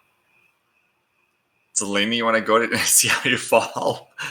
You know what? I'm gonna do it. I'm gonna roll the knowledge check. Might as well. Would that be lore? Yeah. Okay. Is there a difficulty because I'm under duress, or We'll go. Do average difficulty with setback. do y'all mind if I flip a pip because I really feel like we need the help? Go Not for at it. all. All right.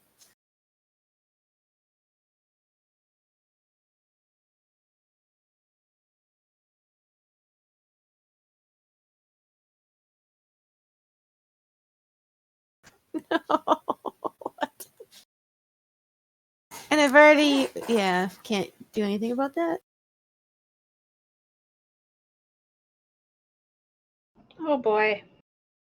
Well, Um, the one thing that definitely comes to mind is that you can't remember how to take them out. But something seems different. They don't seem like banshees to you.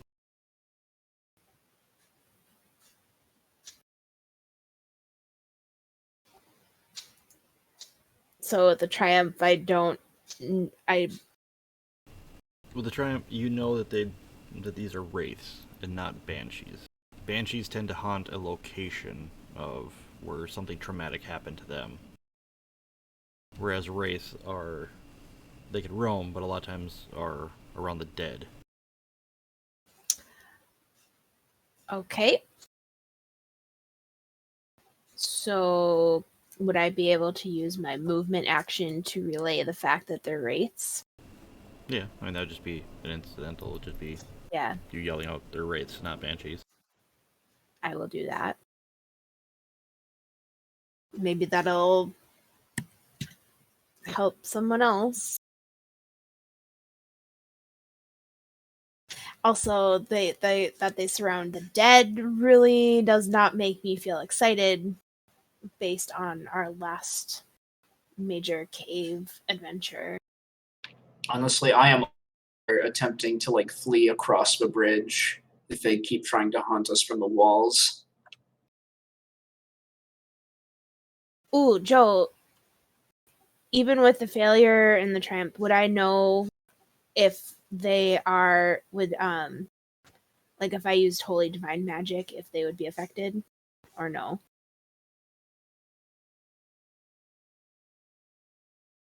Yeah, good idea that it would. Okay. So at least I know what kind of attacks I should try. You darn wizards need to get out there and fight our battles. I'm on it. I'm on it. There's nothing to see right now, though. We can't see anything. Blast apart the walls, leave them nowhere to hide. Yeah. Zelini, you want to go? Yes, I can go. I'm assuming I'm still falling. Yep, so you're coming down. You're just about to make impact. So if you want, Give you me a can second. do an athletics check or something like a coordination.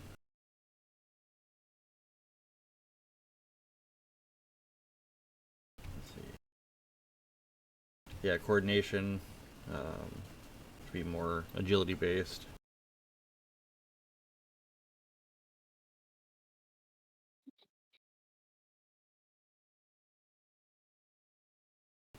say be a average difficulty.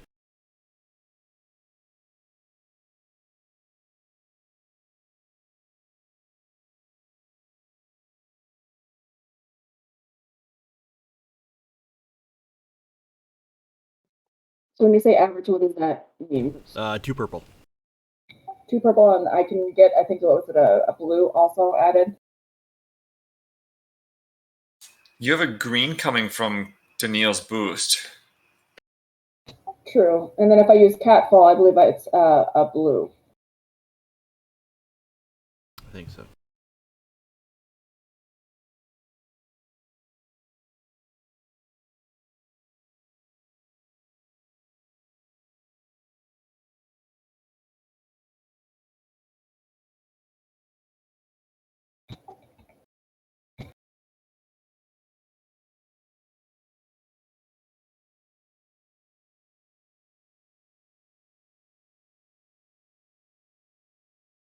Alright, so when you land, how do you land? Do you just like superhero land? Do you land, tuck roll, bounce up? Yeah, I just land on my feet, doing kind of like a crouch, almost kind of like a cat, and then I just stand up. Okay.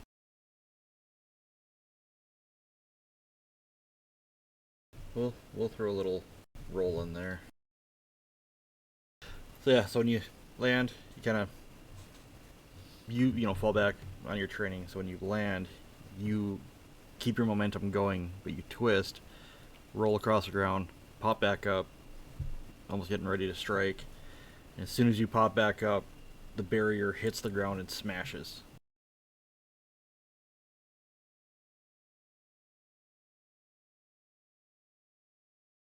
Alright.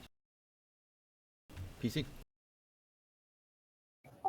Am I able to give, was it the advantages that I can give to other people? Yeah, so you can either pass one to the next acting person using one advantage, and you can use 2 to give a specific person one. I'm going to give 1 to the next person, and I might as well also give 1 to Jewel. Alright. So they both go to Jewel. Yeah. Yeah. So Jewel can't see anything. She can't see any of the bad guys at all. No. So you know that the one that Ula was fighting went into the rock. And the other ones, no matter what you do, you can't seem to... or they don't reveal themselves.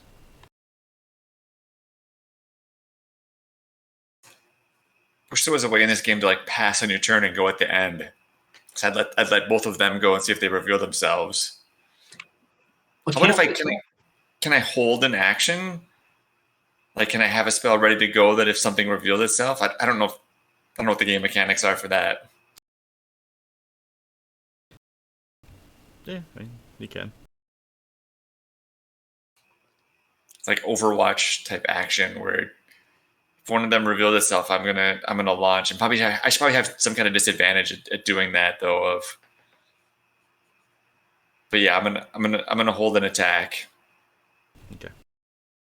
What are you holding? Like, what the spell that you're gonna cast? What are you gonna throw? I'm just gonna do a straight up attack. I'm not gonna overthink it. Okay.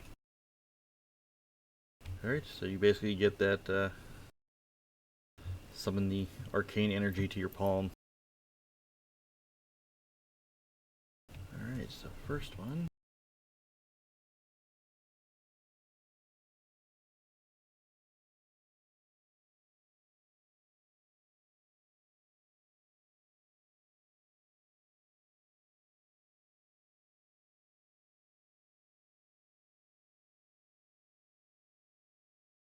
Alright. One is flying back.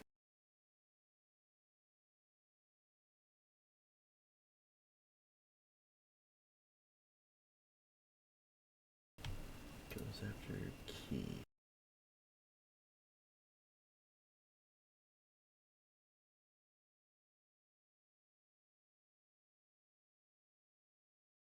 And misses. So yeah, again, you just feel this cold air just fly past you.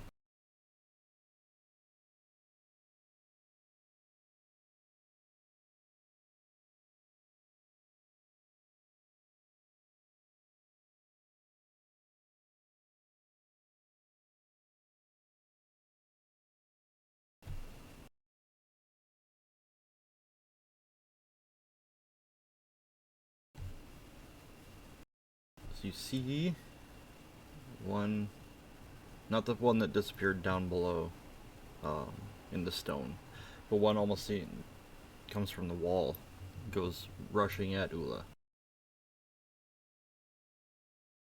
I would like to activate dodge. Okay. So basically, I spend 1 strain and it ups the difficulty by 1. Okay.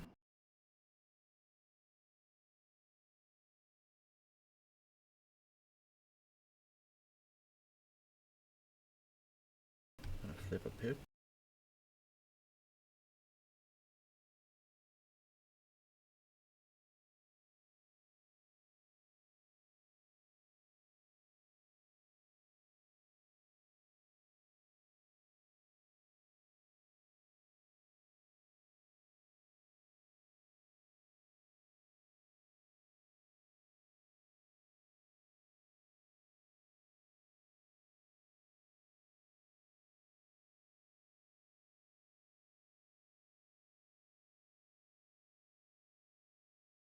Alright. So Ula, Take you that. take 3 wound, and it goes straight through your armor.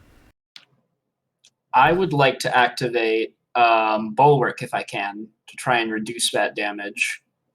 Give it a shot.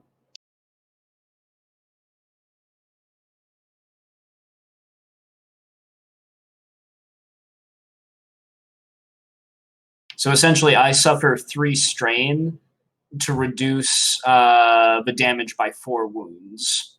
Okay.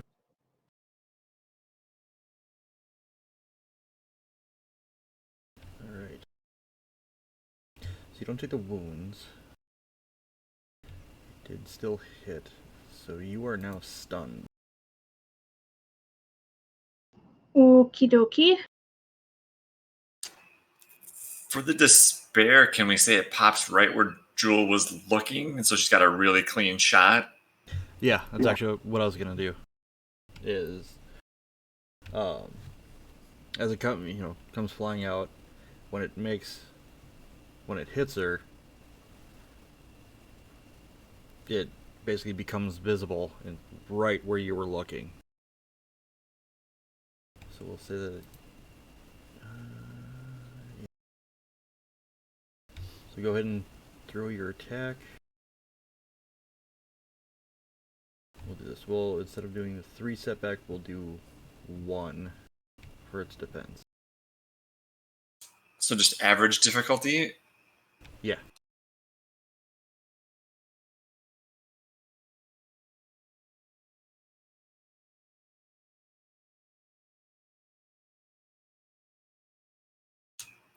All right, so it's 10 damage. My gosh. So I'll take my strain back from the 3 advantage there and just pass on to the next person. I'll pass on a dice. Alright. So yeah, when your magic hits it, it howls out in agony and begins to twist and face you. Top of the round. Okay, so the one that's looking at Jewel still is in existence. Yes. Go get him, Keela. Light them up. Yeah, I'm thinking Light 'em I'm up, gonna up, light 'em up, up. Sorry. divine magic attack. I'm going to sneak out to the washroom real quick, though, while you take your turn. It's a blue dice I get for the advantage, right? Or is it a green dice? Blue. Blue.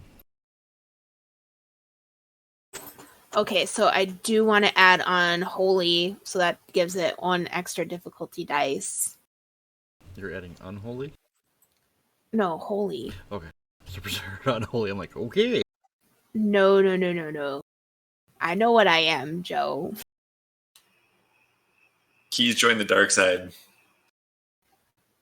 Yeah.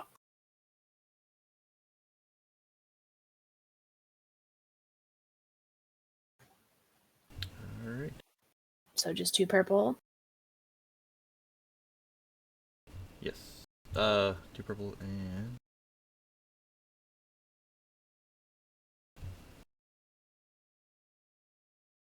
You're going for the same one that Joel just hit, right? Correct. Alright, so...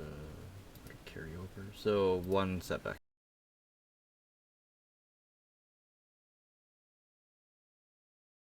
Bitch. I love divine kick your ass.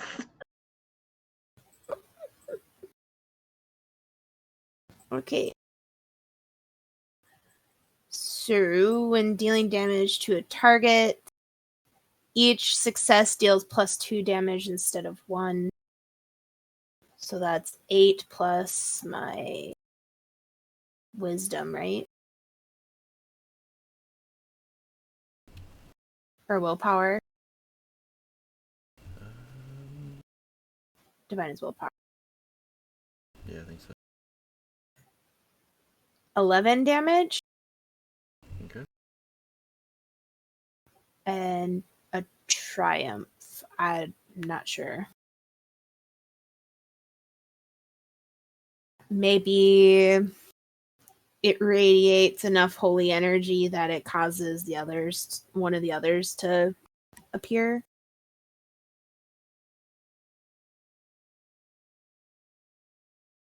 Yeah. Alright.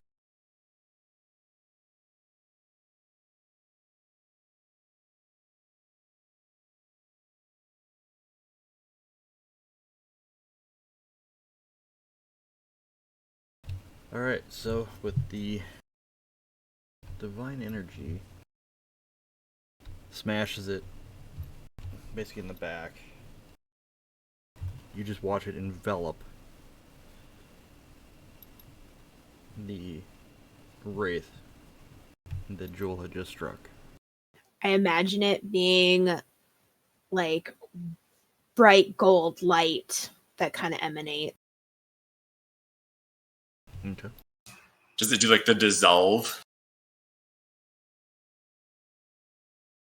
Yep. So as it hits, it just... You see it fade. It smelled like at one point, since it was looking at Jewel, or yeah, actually since it was looking at Jewel, you would have hit it in the chest. So basically you hit it in the chest, divine energy, or divine golden light begins to emanate and spread from within. It opens its mouth just to let it unleash a scream of agony as you just watch it dissolve. And it disappears. At the same time, you can see kind of starting to come down from above. The light seems to almost silhouette another wraith. And you see it kind of pull its arms up, blocking it, and it becomes visible again. PC? So the other one is up above over our heads that we can see? Yes. Alright, Jewel will go if that's alright, since I can cast magic at it. Go for it. I'm going to do my signature spell where I'm going to cast Deadly. Okay.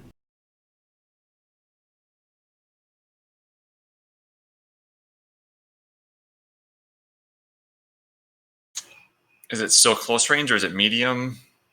Still, this will be short. Any setbacks or anything else? 3 setback.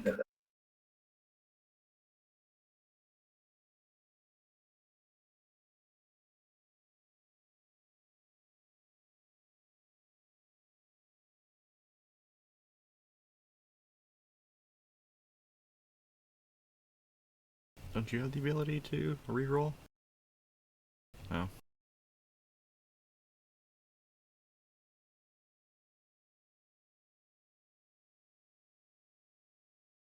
Well, what do you do with the triumph? Your spell goes wide.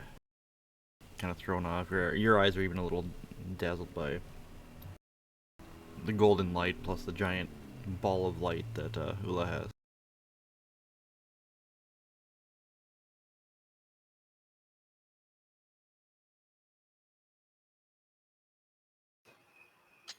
Can we say that it can't disappear this turn?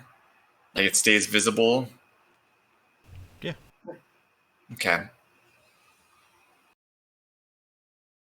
Alright. I made one ghost blow to you with divine magic. Good. Alright, this one.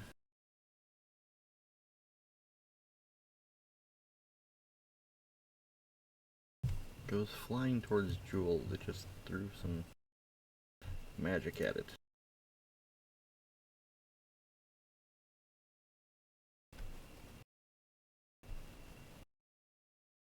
Comes rushing at you, its arms outstretched.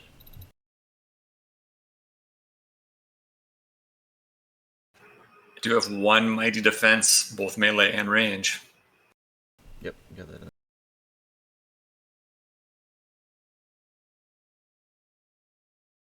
So you'll take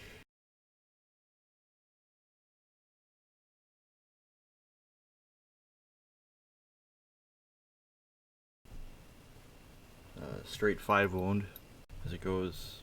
Basically, it has breach, so it goes through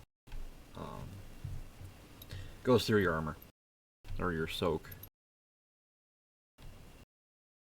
And I cannot activate the stun.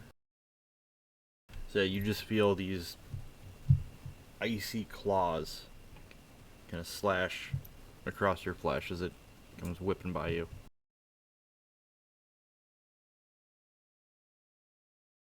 Easy. All right, you melee types, there it is. I think Zelani owes it for picking her up. I think so. Do it.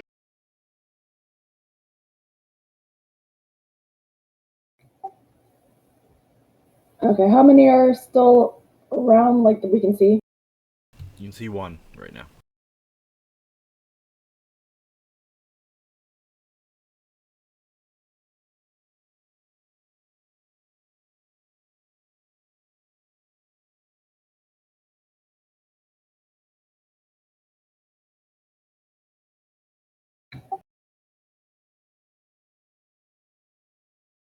Nope, can't hear you. What was that? No, couldn't hear you. Okay.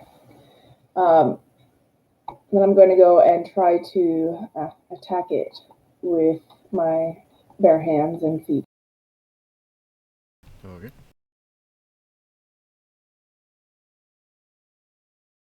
So it will be average difficulty, and so it'd be 2 purple, 3 black.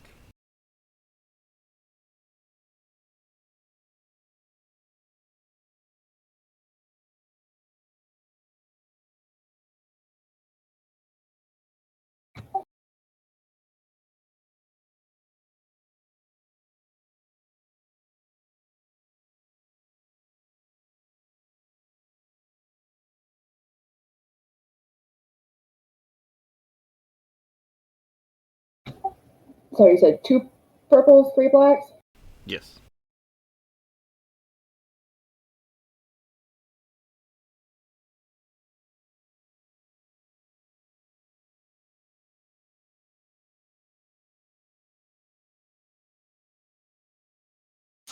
So many triumphs tonight.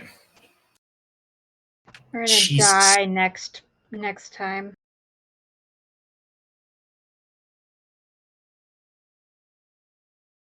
All right. What is your total damage?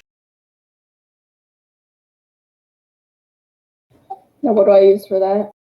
So it starts with your agility, and then your uncancelled successes. So 4 plus 2. 6.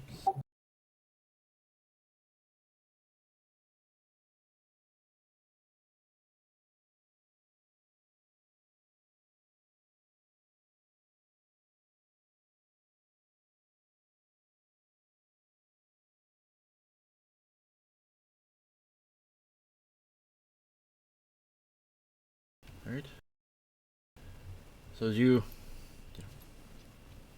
use your hands and feet, throw some punches and kicks, you feel it go through. You don't feel anything solid like you're used to. As you go through, it feels you just like your hands they get cold as they go through, and you can feel the slightest little bit of resistance, almost as if you were walking through a spider web. It's just very light.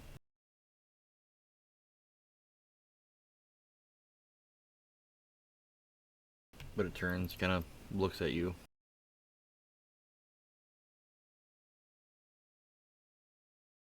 And PC. I'll go next. Go for it.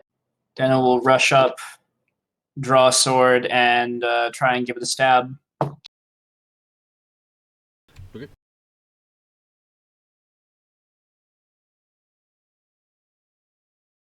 So average with 3 setback. And no boosts were passed around by anything, right? I don't think so.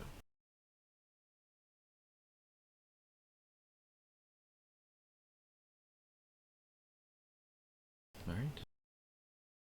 And thanks to my Wraithbane talent, my weapon has a critical rating of 1. So I will use that 1 advantage to crit as well. But that will be 4 damage. Okay. Excuse me, 5 damage total.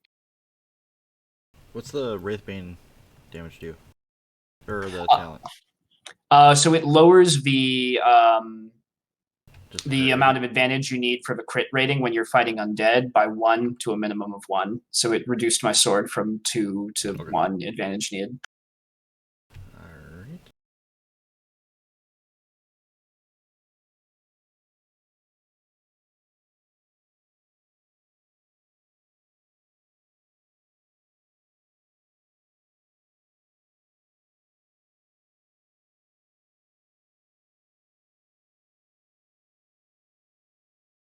Alright, so go ahead and throw the crit.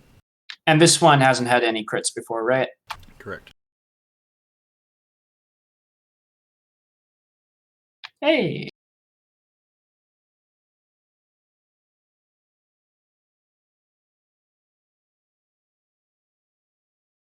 Alright. So yeah, as you plunge in, you feel very little resistance. I mean, you feel like kind of catch something when you pull it out, but it's... You know you did some damage to it, but it's not anything you're used to. Not what you'd normally expect.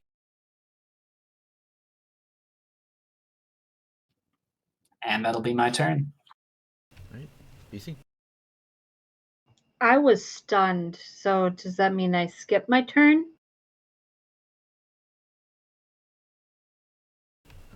Yeah, because you're immobile. Wait, hold on.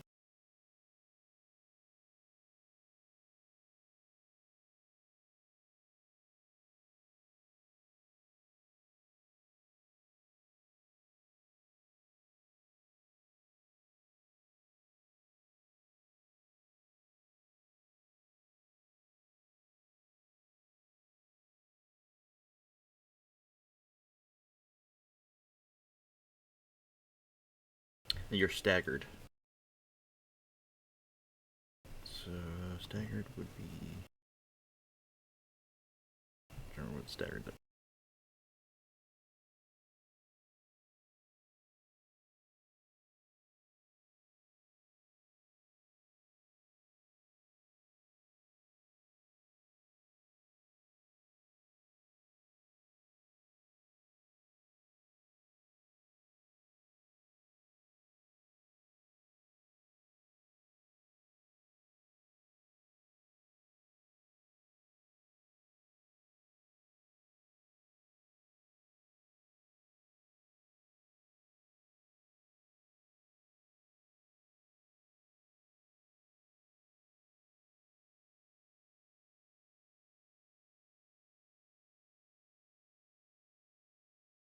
I want to say it's just going to add a setback, but I think you're going to lose your maneuver.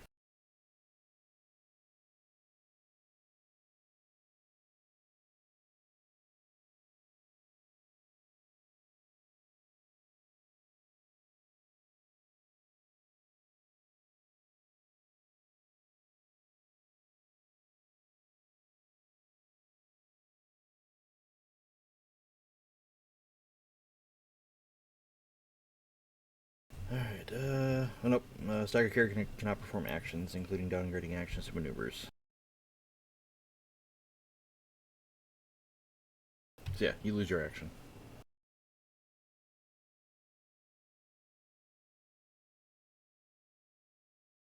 All right then. Well, I guess it's there. You go. Okay. I'm not gonna move or anything, so. Alright,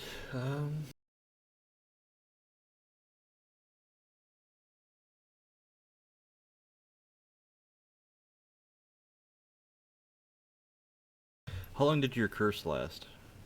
Don't know. Should have just been one turn, I think. Okay.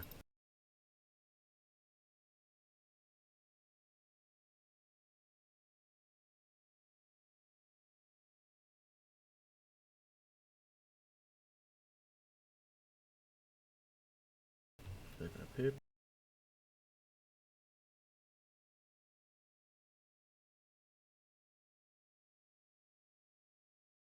What are these dice? I have no idea. So, you see the one come back out of the ground.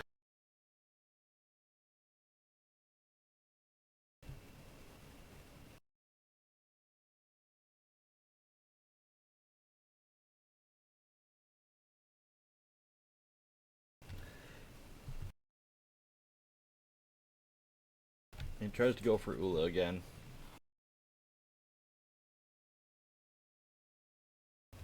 But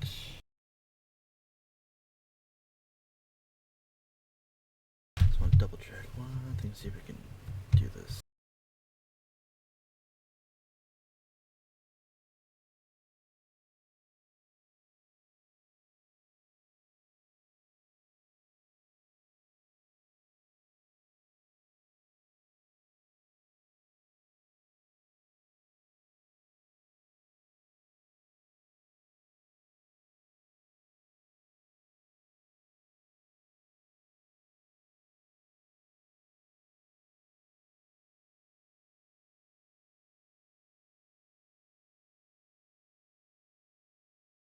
So is it tries to attack Ula. It's like right in her face, just kind of trying to claw away. She's able to kind of move around it and dodge the attacks, but so when you go to attack next, it's gonna upgrade the difficulty by 1.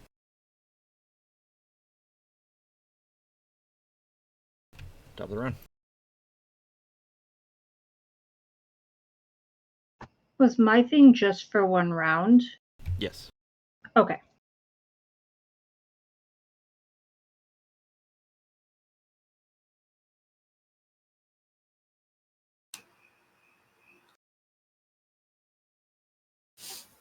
There's one still visible.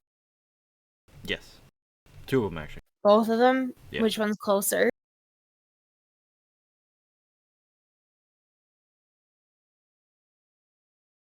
They're both roughly about the same distance. But there's one above and one. Are they both kind of like on the ground again? Yeah, they're basically on the ground again. All right. Well, round 2. Let him up. All right. Same difficulty. Same difficulty, but you are gonna have. This one will have 3 setback instead of just 1.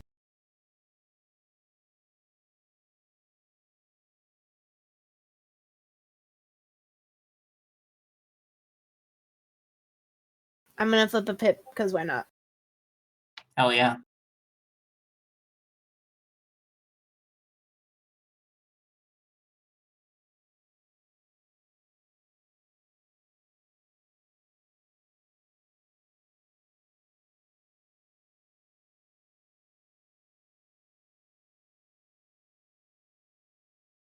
Shouldn't have put the hopefully in there.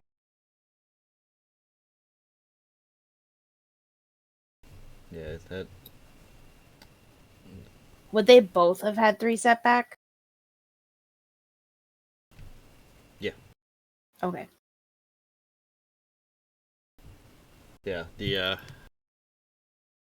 just with everything them kind of moving around, everything your shot goes wide. I tried, y'all. Alright. Do you want to move or anything? No. Okay. So PC. All right, Jules gonna attack the one that attacked her. Yep. Is she still engaged? Because that's one more difficulty. Yeah, she'd be engaged. Okay, and she'll use a signature spell with the deadly on it. Okay.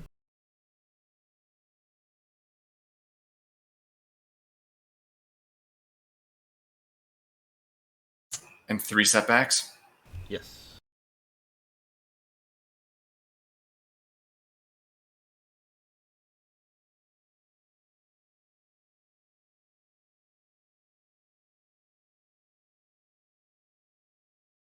Everything it's. I'll pass a boost to the next person. Alright. So this one is going to.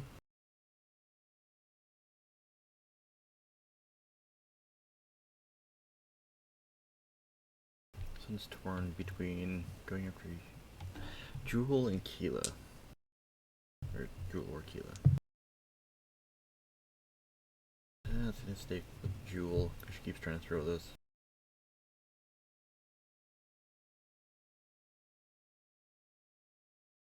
Yes, don't go after the one that incinerated your friend. Let's try. Alright, so this is going to be 3 straight damage. Ignores soak.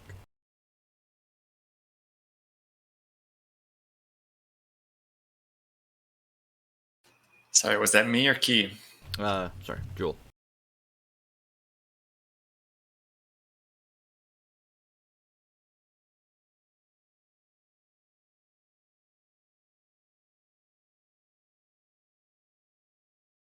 PC.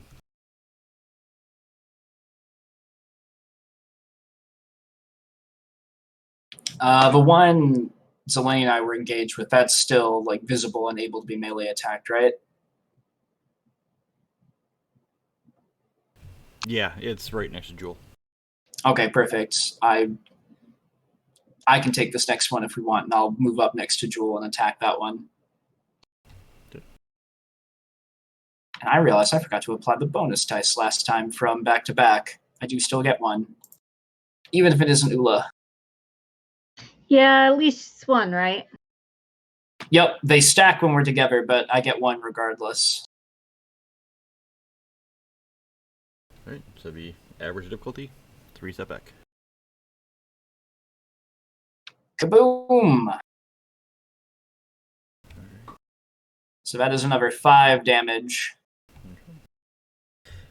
Thing I'm going to do with your 3 threat here is the next one that attacks you We get a boost.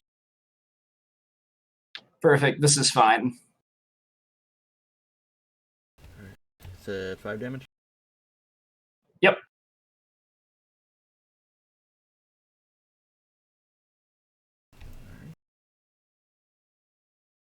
So yeah, again, you feel it go in, but it's just very little resistance.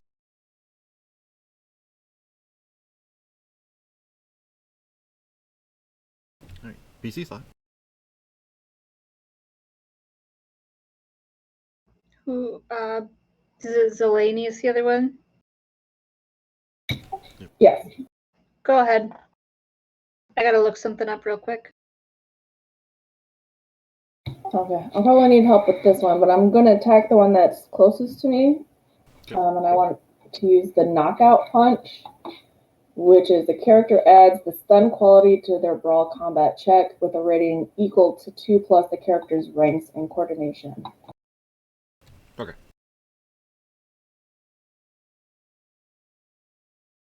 So, how many ranks do you have in coordination? Actually, I suppose I can just look. 4 yellows. I just like that she's punching a literal wraith. Yeah. Alright, so it's, how many plus ranks? 2 plus. 2 plus ranks. That's damage? Or that's the quality? Hold on.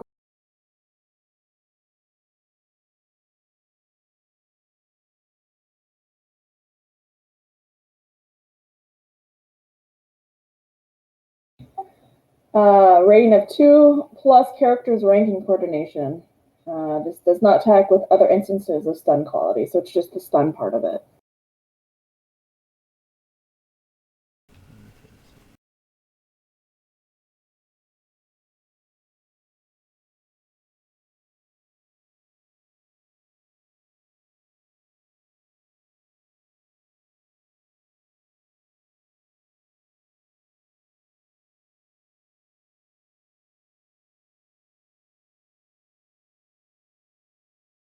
Jesus. Okay. Oh, that's that. Oh. Okay. So go ahead and make your attack. Is that like 3 reds or anything else? It'd be 2 purple, 3 black. And then my normal 4 yellow. Yep.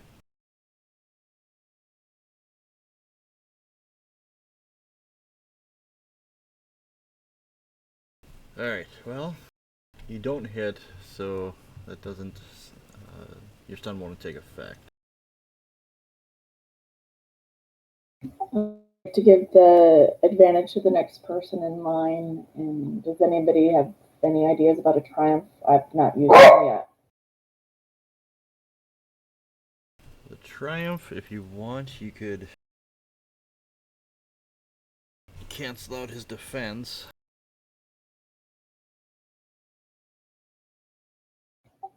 Okay, yeah, let's go ahead and do that. Cancel his defense. Or you can actually, you could use it to upgrade next, or the ability of any allied character's next check. Yeah, let's do that instead. Let's upgrade the next person. Plus give them an extra boost. Thank you. Okay. I still got that one in my face, right? Yeah. All right. Well, I'm going to take a swing.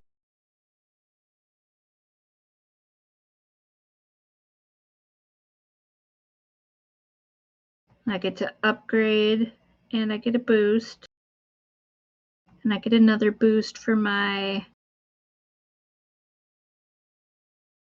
duelist because I'm only engaged with a single opponent.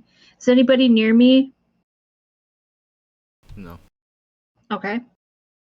I should have joined you so we could stack them. I'm so sorry. It's all right. It's all right. Just making sure before I do anything else.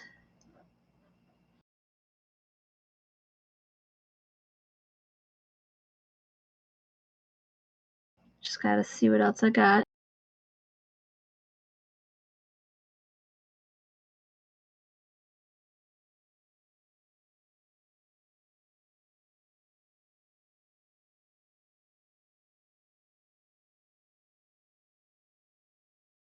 All right. And then it's just upgrade 1, but it's average, right? So, yeah, it's average, so it'll be 1 purple, 1 red. And then 3 setback.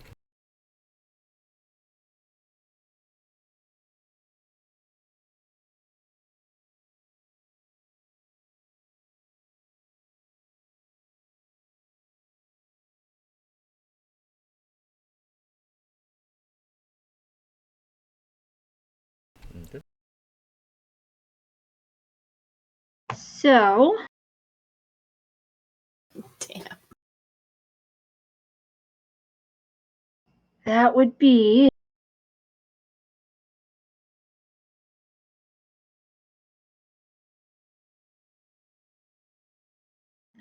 $14 damage. And I will use 2 criticals or 2 advantage to crit. And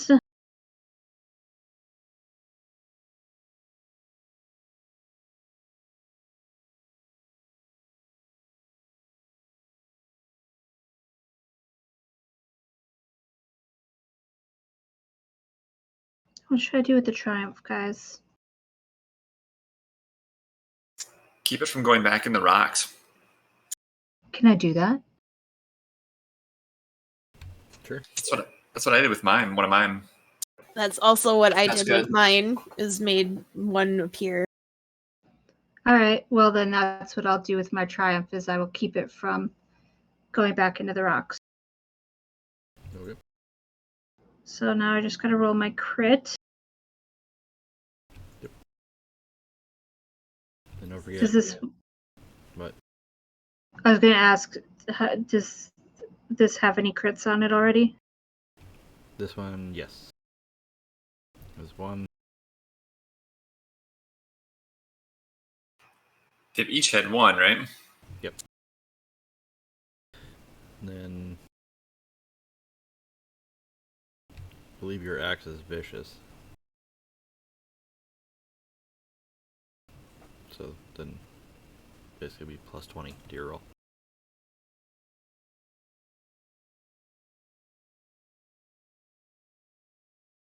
I don't know if you can actually knock a wraith prone, but I'm going to try. I mean, it hits the ground.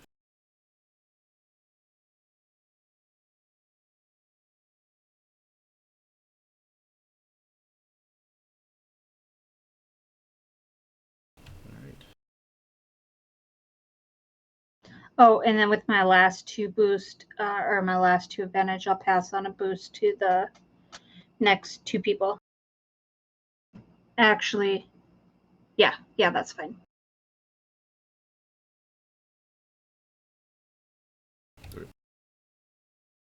So, now it's its turn.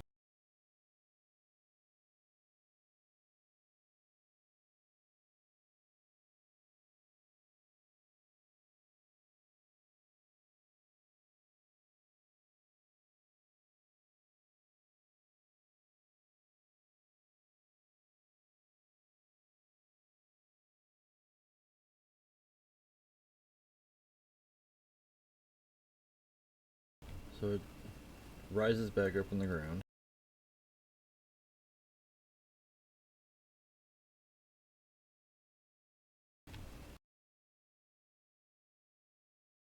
This opens its mouth and just emits a high-pitched wailing cry.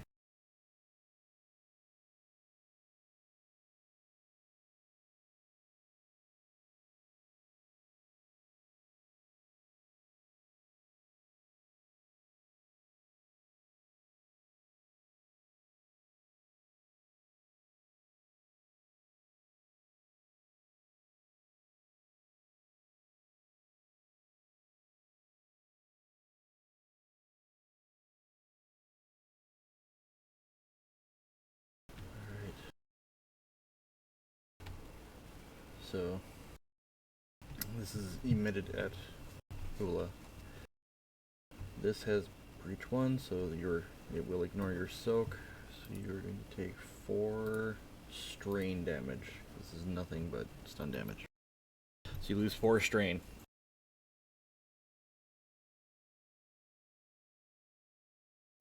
As the sound of this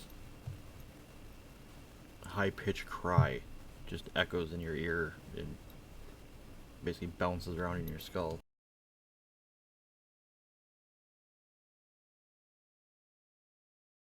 Alright, top of the round. I'd like to try again. Go for it. Give it a shot. Destroy them. It's not the Gelf I one. get a boost die this time, so that's nice. Same difficulty.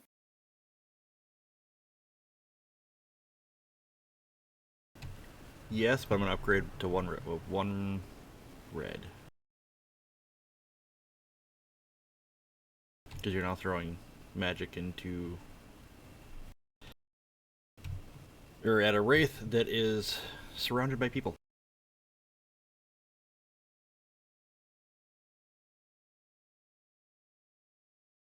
Okay. Can I please flip a pip again? Go for it.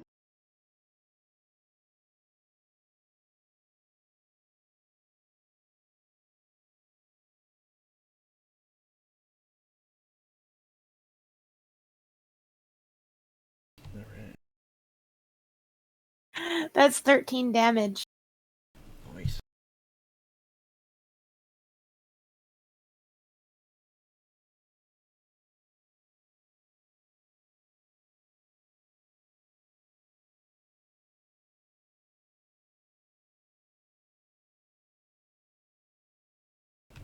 Alright. How do you kill this one? Yes. Similar in same fashion. Shoot the divine holy attack at it. It turns into a gold light, consumes it from within. Alright. So, the wraith that Jules, Zelania, and Danelle that you guys have been kind of wailing away on just erupts in a bright, dissolving burst of golden light. You kind of blink your eyes away from it.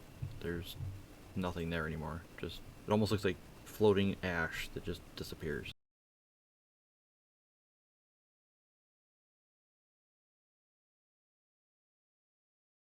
PC? Go for it, you hackers. Jewel can't hit anything tonight.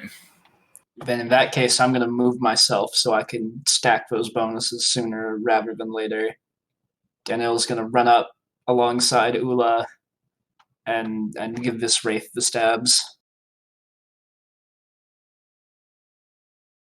The stabs. The stabs, that's the only way to call it. Alright. Go for it. Well, that's exactly 5 damage once again.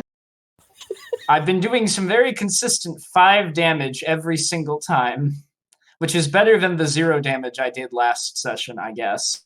Yeah. Alright. It all adds up, Tom. It all adds up. Yeah, I mean, you can tell this thing isn't looking good, but you're not doing as much damage as you hoped you would do. Poke, poke, poke, poke. Pretty much. Yeah, no, you feel very little resistance. It kind of looks at you angrily, looks over at Ula, who it's been kind of fighting with.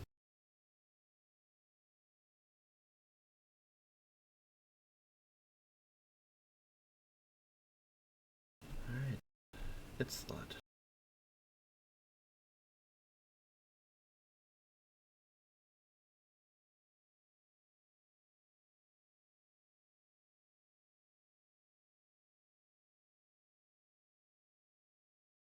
Alright.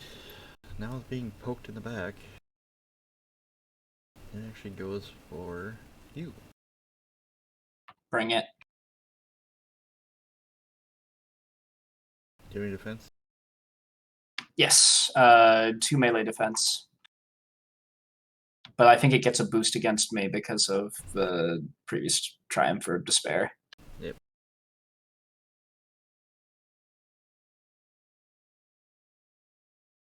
Alright, so this, you feel... Well, I'll use parry to reduce the damage by 4. Alright. But,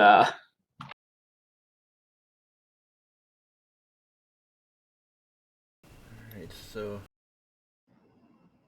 You do feel, even though you're able to kind of block some of it, just the cold, just the bitterness, everything from it stuns you for 1 round. Basically, that'll be its triumph. this is fine. Yeah, you perfectly countered the damage. At 4. Ha! PC. I go.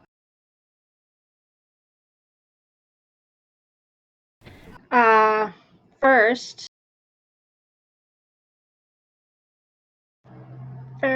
I am going to recover 3 strain from second wind. Okay. Next,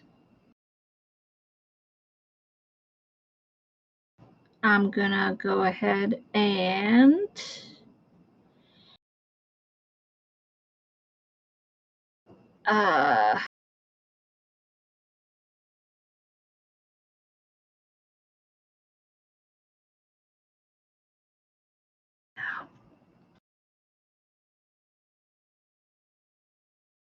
yeah, I'm gonna just take another swing at it with my axe. Okay.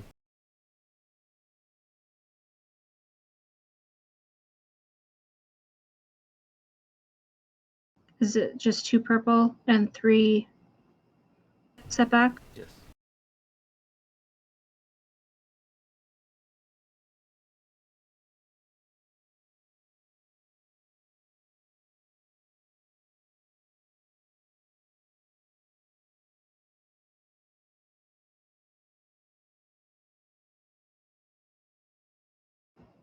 That will be 13.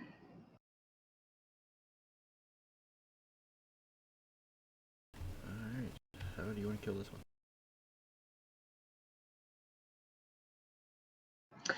Well, I'm not entirely sure how an axe would kill this, but I feel like maybe could somehow like when it goes through the guy or through the wraith, like maybe a little bit of lightning sparks off the end of the axe and kind of just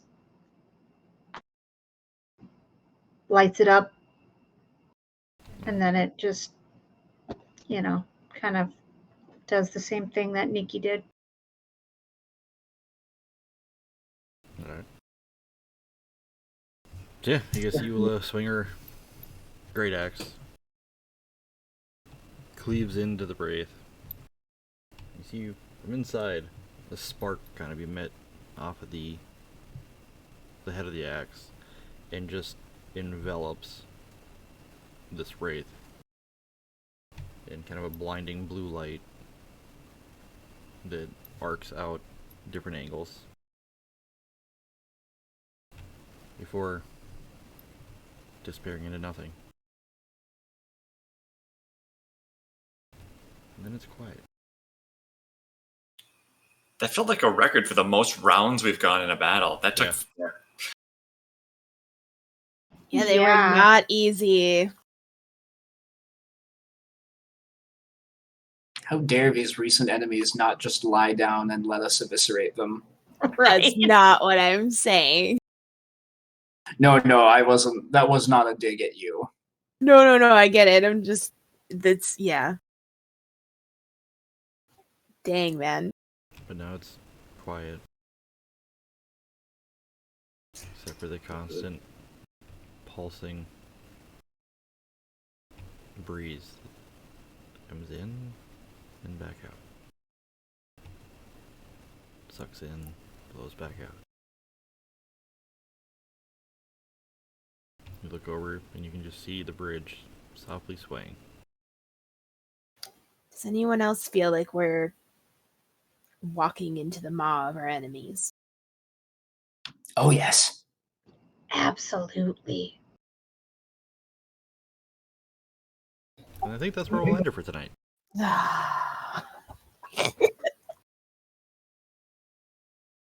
Nice. So yeah, that's where we'll stop here for tonight. We'll continue next Monday.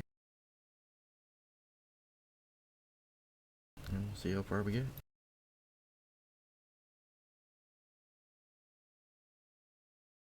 To those sitting watching, thanks for hanging out with us. Hopefully everybody had fun tonight. And look forward to seeing you guys again next week. Until then, take it easy.